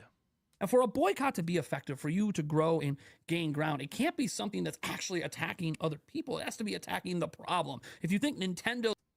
Primey, do you think all those protests, do you think all those boycotts in history, do you think that they only went after the company? Do you not think that they also went after the consumers along with it? Okay, I can get very deep and very political right now, but this is not a political channel, so I'm not going to do it. Those prices are the problem. You can't turn around and be like, well, this content creator is the problem because they're okay with the prices. It doesn't matter if they're okay with the prices. It does matter, Primey. And yes, we can criticize you. You are not free of criticism. That's not how this works. You are old enough to know better. It's not the point. It's the company setting the prices. It's the company setting the precedent. The movement has to be. But you guys are voting with your wallets. You guys are accepting these prices. So then it becomes the standard. You know this, Primey. The old Prime would be ashamed of you right now. Against that stuff at the company, not against somebody else who maybe doesn't mind that stuff, isn't bothered by it enough, and is still going to buy the product anyways. Actually, bitch, please. You were not okay with games going to $70. You were not happy that 2K and Sony did it, and you literally spoke out against it. But the moment Nintendo does it, you're quiet as a church mouse. You were refusing. You were flip-flopping back and forth when it came to it. So don't sit here and act like, well, I was okay with it. The only reason why that you pretend like you're okay with it is because you built a channel around Nintendo's success, so you are forced to sit here and accept it. And I will give you one thing. You can sit, or you do sometimes sit here and criticize Nintendo. I will give you that. But when you do, it's usually over something that's minor and very minuscule and doesn't matter in the grand scheme of things. Actually, your goal should be to try to win those people over. The very people you need to win a boycott are going to be the staunchest, biggest fans. And if you don't win them over and instead go on the attack and name call and all this stuff, you've already lost the plot. And is that why you guys are going after Nintendine, even though he didn't sit here and even come after you guys? He went after the company, just like you're saying. And look what happened. You're not even going after us. Literally, Primey, you are talking about this. You guys haven't even been relevant. A lot of the salt content around Nintendo is dying down. I haven't been making as much. Other people haven't been making as much when it comes to you and other Nintendo YouTubers, unless it's Harmon Smith, because no matter what, if there's hype for a system or not, Harmon Smith will always be relevant if we're being honest. But you, Primey, you weren't even relevant anymore. You are literally making this video because you want us to sit here and react to you, because you enjoy the attention, because you benefit from it. this is really the core structure of why the boycott failed. Wasn't very large to begin with. The people behind it, for the most part, the figureheads of the boycott, either bought the system anyways, or were never planning to buy the system regardless, making them irrelevant to the entire boycott conversation. And then besides Just like you're very irrelevant to this conversation right now. all that,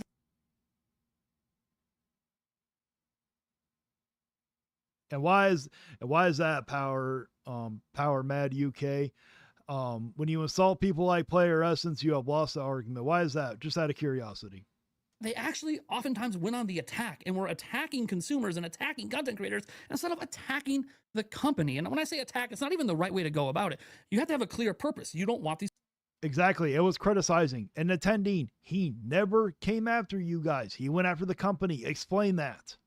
Policies, you don't want these prices, so you will not buy their products until they cave. But the problem is you need to be working to convince other people to join your movement rather than going on the offensive. And when you go on the offensive, we tried to. There were many people that reached out to you. We know that you don't like $80 games, but you accepted it. And then you hide behind the bundle. You know the bundle's going to go away. And we all know if there was never a bundle to begin with, if you had to pay $80 for it, you would have went and paid the $80 for it. You literally spent $80 on Breath of the Wild. You literally spent $90 on Tears of the Kingdom. So don't act like that you were not okay with the prices going up. You literally paid for them. offensive, what you end up doing is alienating the very base of people you need for your boycott to work in the first place.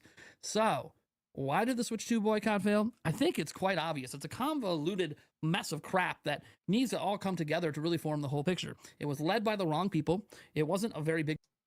There wasn't no leaders again, Primey. Please name a leader. I know you're going to say, oh no, it's Alex or Fertanga Plays, but they weren't the leaders. They were doing their own thing. I was doing my own thing. There was no freaking leaders, Primey. Big movement in the first place. Most consumers. Power Mad UK, because you drag the argument from what you're saying to an insult competition. It's why I dropped Player Essence and the point get forgotten. Yeah, that's what Player Essence does. When I first came after Player Essence, I didn't really realize that either. Oh, very true, PlayStation Gamer. He's just going around in circles about it. Honestly, I just think he was bored and he noticed that his views were going down, so I think he was trying to sit here and get some more views. I think that's why he did this video. Because why do this video all of a sudden now when no one's really making any content about it anymore? Consumers were never aware of it. Most consumers are still not aware of the problems besides price. And when you throw it all together, they were bullshit. The consumers were aware of many of the problems. They were aware of the BS policies, Primey. Don't even start.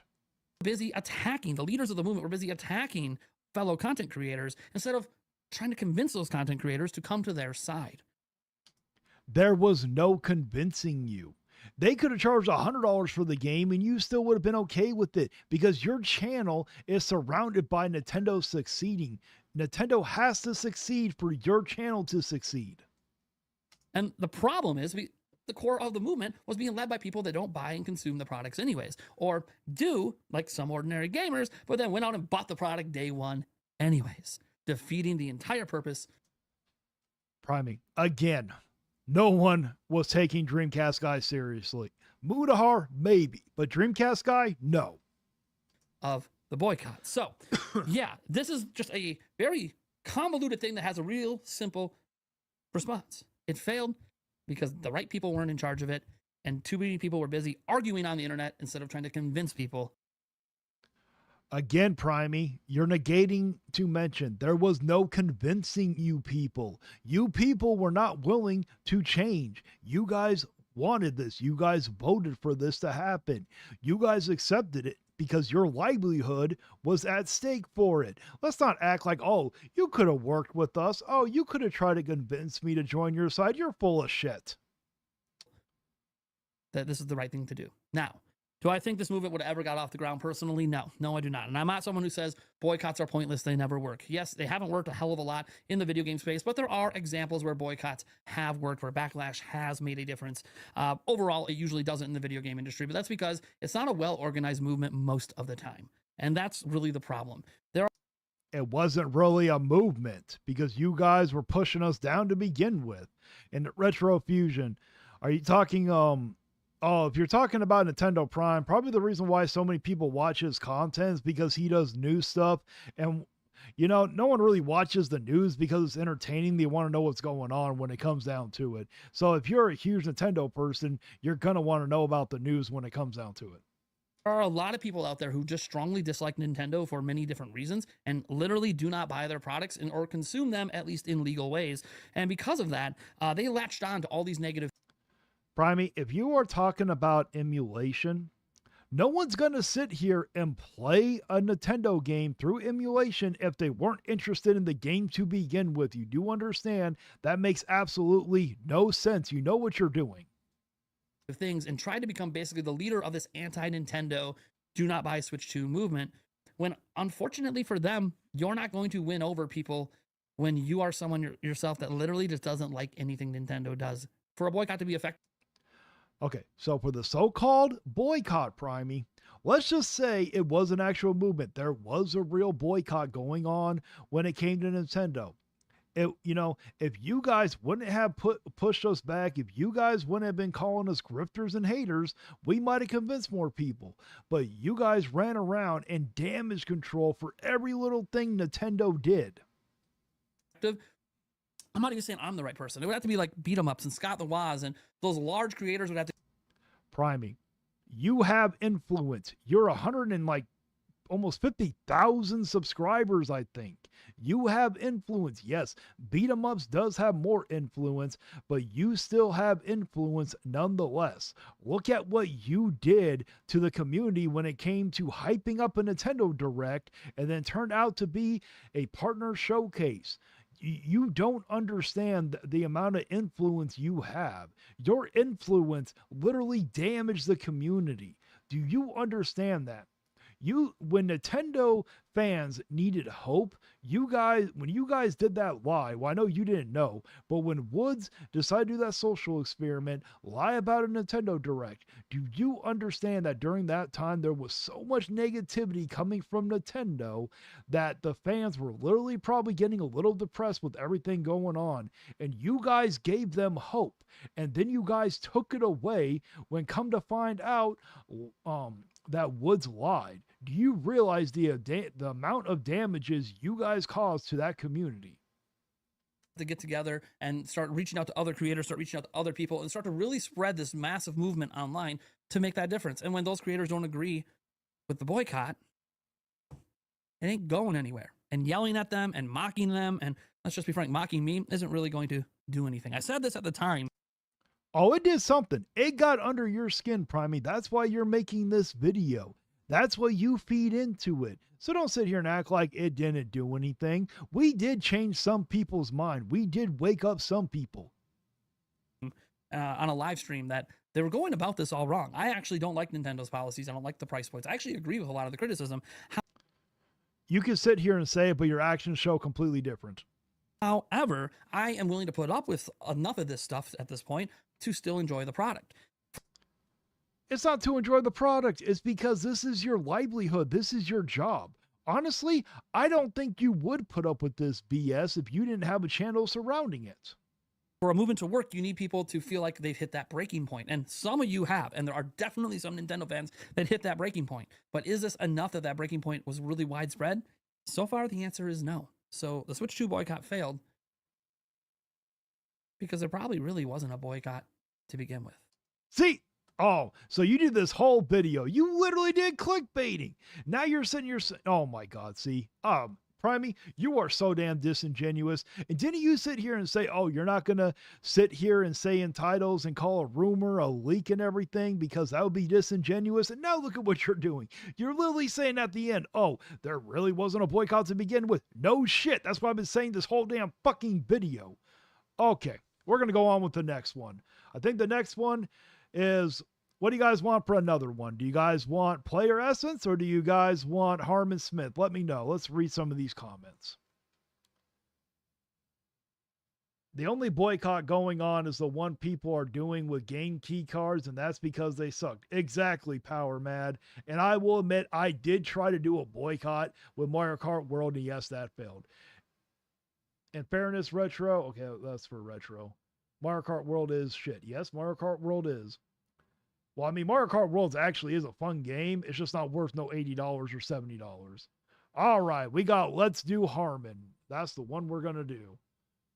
Okay, so we got one Player Essence and one Harmon Smith. All right, we just need one more person. So I will wait a little bit and then until someone breaks the tie. Player Essence. There we go. So we got 2 Player Essence. Sorry, PlayStation Gamer. We'll do Harmon after Player Essence, okay?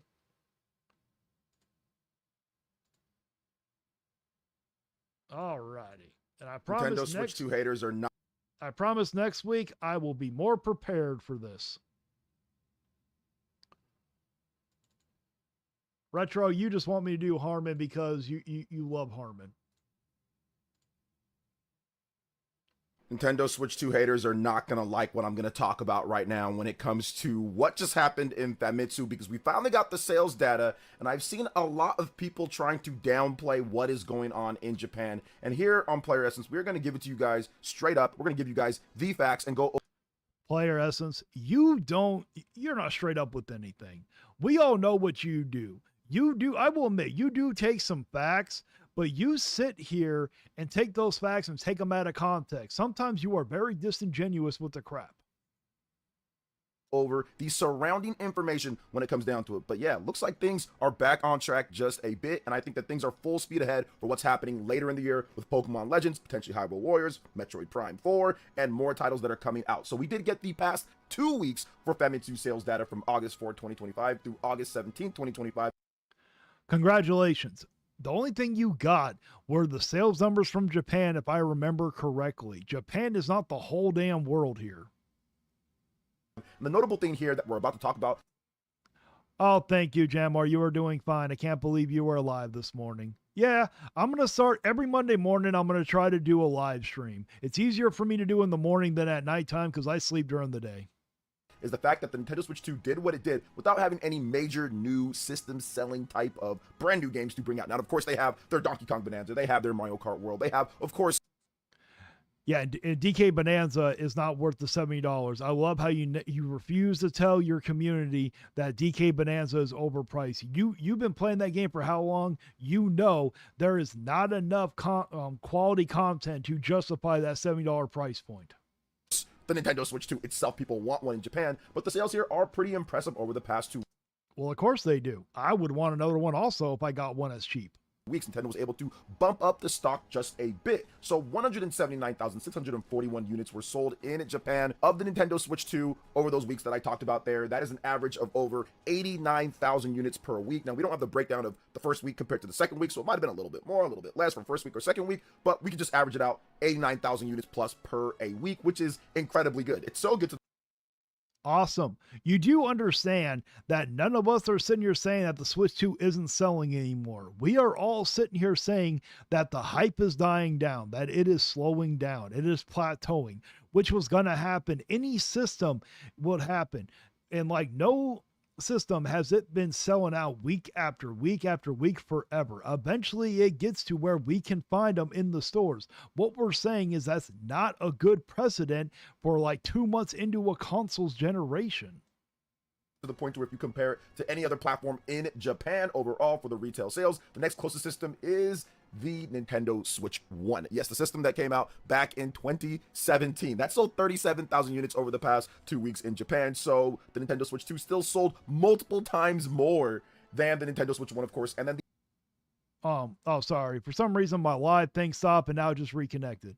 But Retrofusion, come on, man.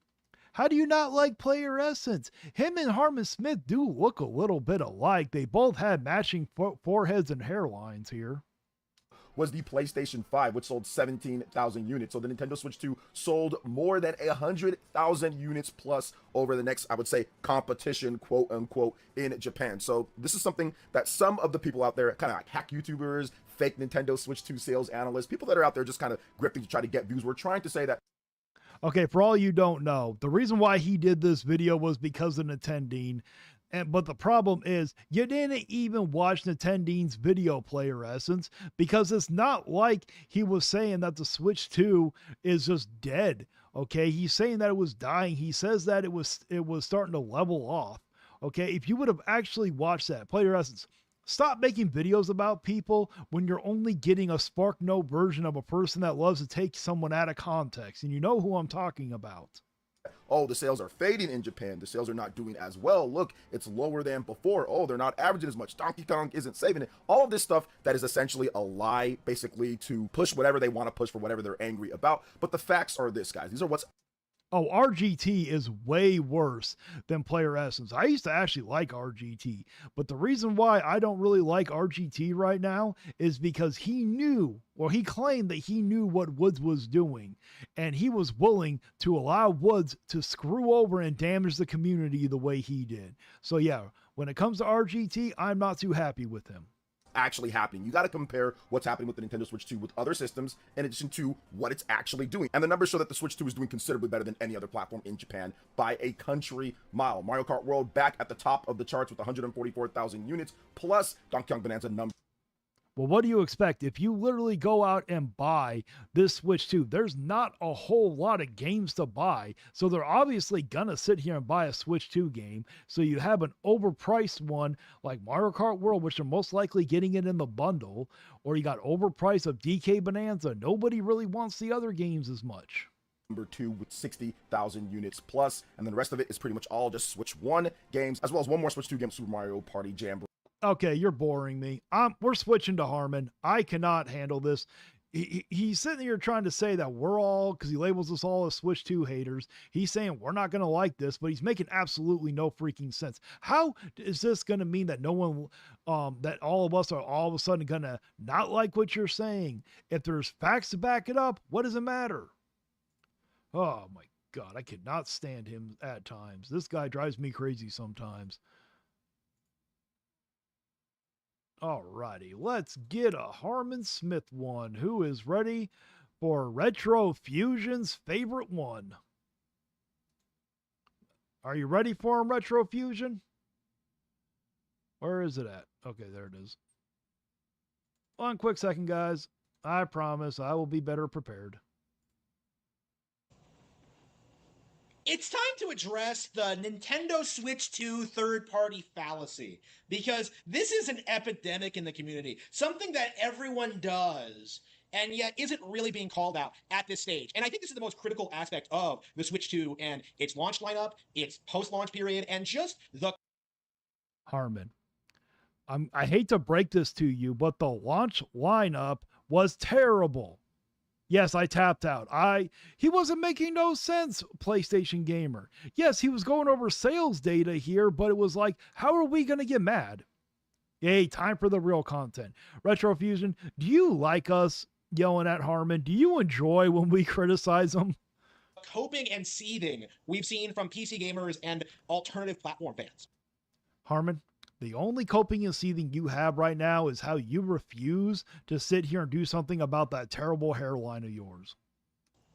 The obsession with pretending as if people don't play third-party games on this platform. Because Harmon, nobody buys a Switch 2 for third-party games. They buy that console so they can sit here and play the first party. Some will sit here and buy the third party, but I promise you, nobody was running out to buy a Switch 2 to play Cyberpunk. Nobody was running out to buy a Switch 2 to play Street Fighter 6. Those games have already been out.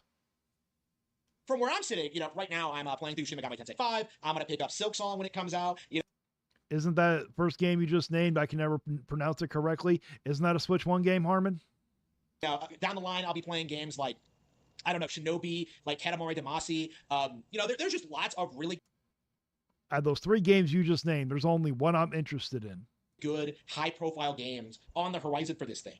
But the way you hear YouTubers tell it every single time is that those games don't count because they're not Nintendo exclusives. So No, people sit here and say that those games don't count because they're reports, they're old ports, they're old games.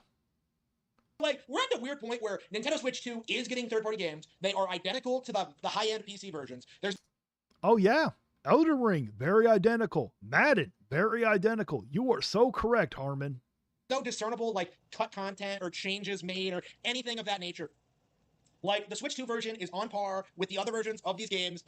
Wait, did you just sit there and say that they don't cut content? You do understand that that WWE 2K game, they literally cut content. They literally took out that area where you could sit here and download the community creator area. They literally took that part out. But what did they live in?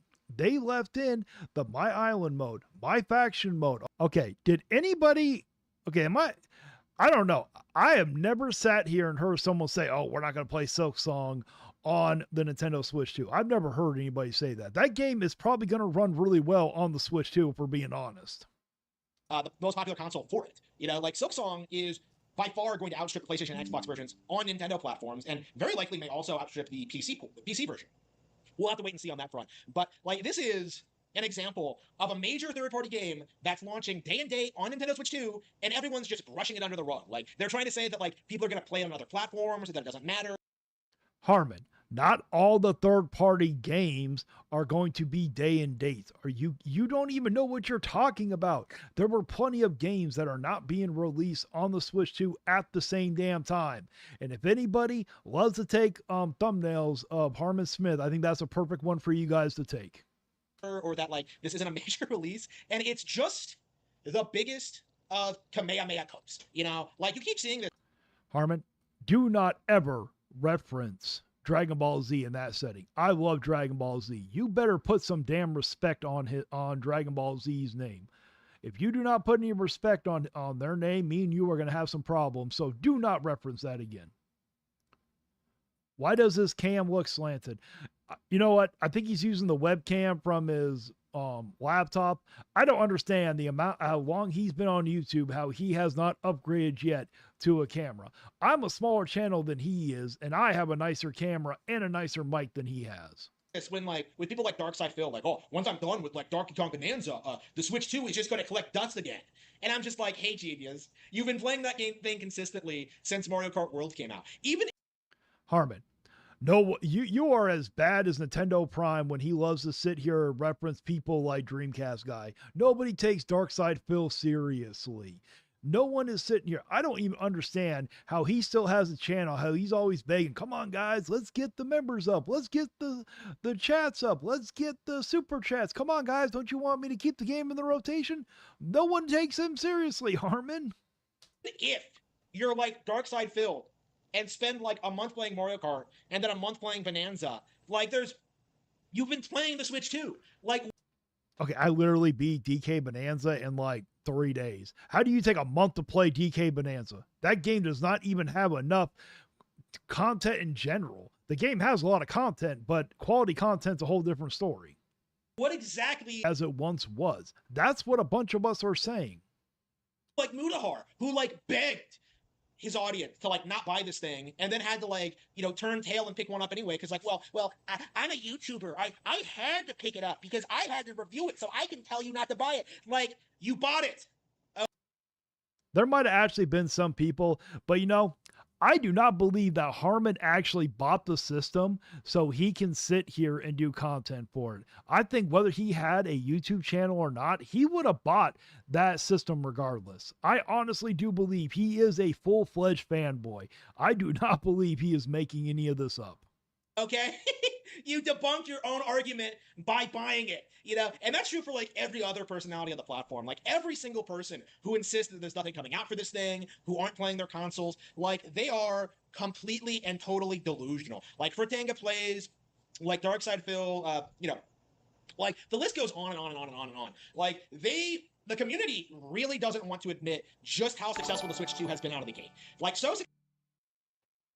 Oh, thank you so much for the super chat. This is the very first super chat I've ever received on a live stream. Thank you so much. Player Essence should not use the word disingenuous. I completely agree with you. Successful in fact that I really don't expect PlayStation and Xbox to really recover, and we are going to see a gradual decline of relevancy from PC gaming because of that. Monster Hunter Wilds being a really good example where the game is basically unplayable on PC, has tanked in relevancy. You know, like Capcom has not fixed the game after months.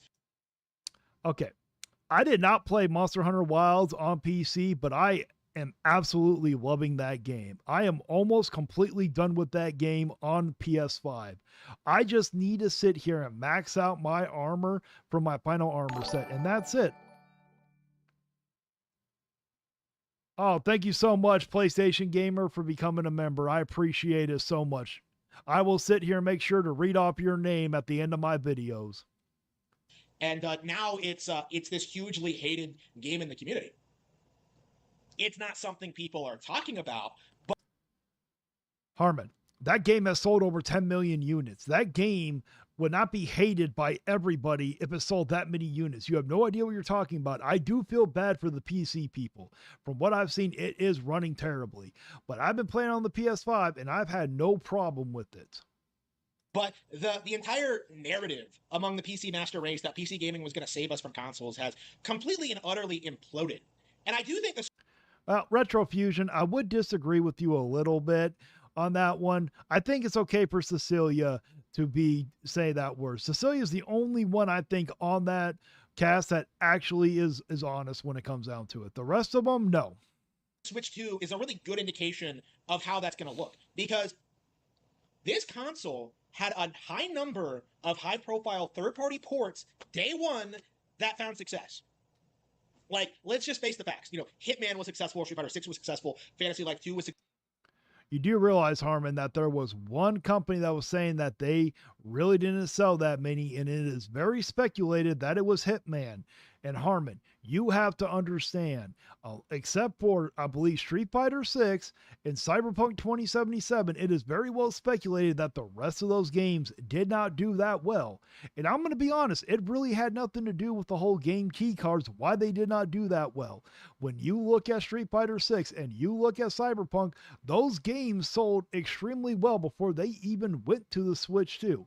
I honestly think Cyberpunk could have been put on a game key card, and I still think that game would have sold pretty damn well. Successful. Tony Hawk was successful. Hogwarts Legacy has been successful. You know, like Dragon Ball, Sparking Zero. Do you understand that Tony Hawk is a $40 game? Of course it would have been successful. When you give people a good price, they do tend to be very successful. Do you want to know another game that's very successful? Expedition 33 sold at a very amazing price. Will be successful. Elden Ring will be successful. You know, all of these games are coming out on this platform. Some of them day and date, some of them late ports. Some of them are like coming out on this platform and finding huge success. And sometimes in like really. Harmon, I noticed that you had to take a long pause right there, and I even had to speed it up. Did you have a little brain fart there? Can you please explain, except for Cyberpunk and Street Fighter, can you name another third party that is literally doing as well as the other platforms? Please explain to me. Shocking, like you know, Hitman's like, you know, a really good example. You know, it's a game I didn't get a hold of. You know, it's something that I wasn't going to pick up on PC or other platforms, and I saw it was on Switch 2, and I'm just like, yeah, I'm going to pick that up. And guess what? Now it's one of my favorite games on the platform. Well, that's not really a hard thing to accomplish, Harmon. I haven't even played the Hitman games, and I can guarantee you that game is probably worth more to it than DK Bonanza is. Now, I will sit here and say, if anybody has a Switch 2, if you can get DK Bonanza like on a deep sale, oh, it is very worth it. That game is a lot of fun. It's just not worth $70 damn. And probably one of the best games I played this year. You know, like. Really, Harmon? I am pretty certain that if that came up to Game of the Year and won, you would have gotten mad that it wasn't a Nintendo game. Let's be honest. Just because these ports are late aren't diminishing their relevancy or success, you know? Yes, they are, Harmon. Because the good games are still getting released on Nintendo platforms. You know, like, it's just like this huge double standard. Like, it's a complete reversal of what we saw back in the Wii U days, where like third parties didn't put their games on the console at all. Like now they are, you know. Harmon, even on the Wii U and the very beginning of the generation, third parties were putting their games on there. Same thing with the Switch. And it seems like right now it's probably going to die off again. Probably next year there's going to be some. Now they're going to still be some third parties that'll stay because some of them are going to do extremely well. But you have to understand, Harmon, I keep telling you guys this. People can only afford so many games. With Nintendo raising their prices and doing very, very, very, very well. And yet you're still seeing people act as if Nintendo is somehow behind the times or can't compete or that like they're too expensive. They are too expensive. Mario Kart World is overpriced. DK Bonanza is overpriced, Harmon. You need to accept this. Not all of us have an endless flow of money like you do where you can afford all these overpriced games at launch. Like, just compare the complaints about the price of Switch 2 versus the absolute crickets we have just heard in regards to Sony raising the price of the PS5 Pro to like. Harmon, there were plenty of videos that went out and spoke against PlayStation raising prices. I literally just did a video yesterday. I know you did this video before it, but there were plenty of people. And like I said, because I heard Player Essence complaining about it, the reason why that there wasn't as many videos when it came to the PS5, there wasn't a bunch of fanboys running around defending the price increases. The only one that was doing it was about was Reforged Gaming, PlayStation Gamer. I made a video about it. I'll check it out, man. I'll check it out, I promise. But there was a big reason why nobody was making as many videos. It wasn't like with the Nintendo Switch 2, when all you fanboys, there were so many of you guys en masse doing damage control, defending the overpriced things when they were raising prices. $700. You know, who do you even know who is acknowledging that as like a real thing that actually happened? Who do you know who's bringing that up? Like, who even like acknowledges that's a thing? And meanwhile, you've had these entire like campaigns trying to boycott the Switch 2, trying to like downplay every single one of its games, and it's not downplaying, Harmon. It's called healthy criticism. You need to understand the difference. Mario Kart World was overpriced. So was DK Bonanza. And that's Nintendo's fault. resulted in this extremely embarrassing just cope cycle that, like, I think has been imploding upon itself since the console came out. Because you're not fooling anybody if you try and say Mario Kart World is a bad game. You're not fooling anybody if you try and say Donkey Kong Bonanza is a bad game. Harmon, Mario Kart World is actually a fun game. It just is not worth $80. It's not worth $70. I personally don't even think it's worth $60, but I can accept $60. And DK Bonanza, it is not worth $70. It does not have enough quality content to justify that $70 price point. There are not a whole lot of people running out there saying that neither of those two games are fun. Many people acknowledge they're fun. They're just not worth the price point. Like, even if those games aren't your favorites, there are plenty of other options on the platform. And you can't simply just point to other versions of these games that exists on other platforms and say that that somehow, like, discredits the Nintendo version. No. Yes, you can. The WWE versions are better on other platforms. The Madden versions are better on other platforms. And guess what? Elden Ring most likely is going to be better on other platforms. We've already heard the rumor. All right. Well, I am done. So I've been live streaming for 2 hours, guys, and that's probably going to be the end of it. I will sit here and do this every Monday morning from now on. I'll do Salty Morning Mondays with you guys, all right? And from now on, we'll do them for 2 hours, and you guys can extend the live stream if you guys want to. But I hope you guys have a great day, and take care. Enjoy your morning coffee, and have a great day.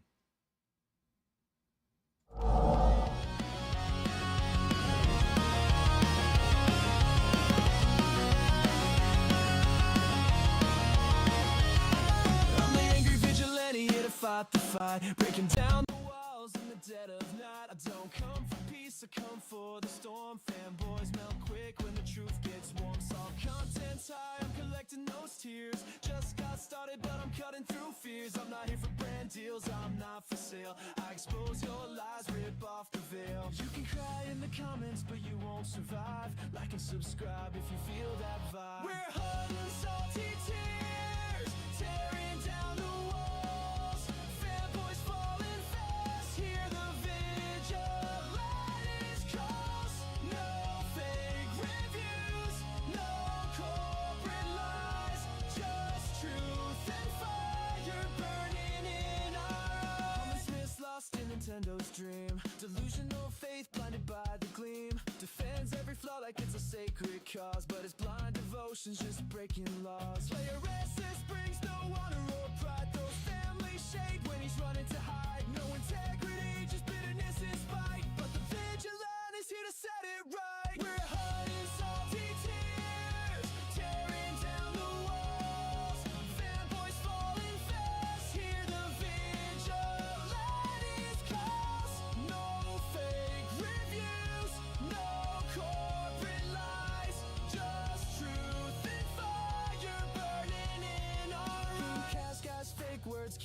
line. Sony fanboy smoke, but his reviews don't shine. Switch for shields, the corporate game, selling hype and spin while we call out the shame. Dark trays and Nintendo fanboys stuck on repeat, says the same old lines like a broken beat. Recycling words, no fresh inside, but we break through the noise and bring the fight. We're hunting salty tears, tearing down the walls. Fanboys falling fast, hear the vigilantes calls. No fake reviews, no corporate lies, just truth and fire burning in our eyes. If you're tired of fake, if you're done with the spin, join the fight, let the real talk begin. We're here for the truth, no need to hide, so make sure to like and subscribe.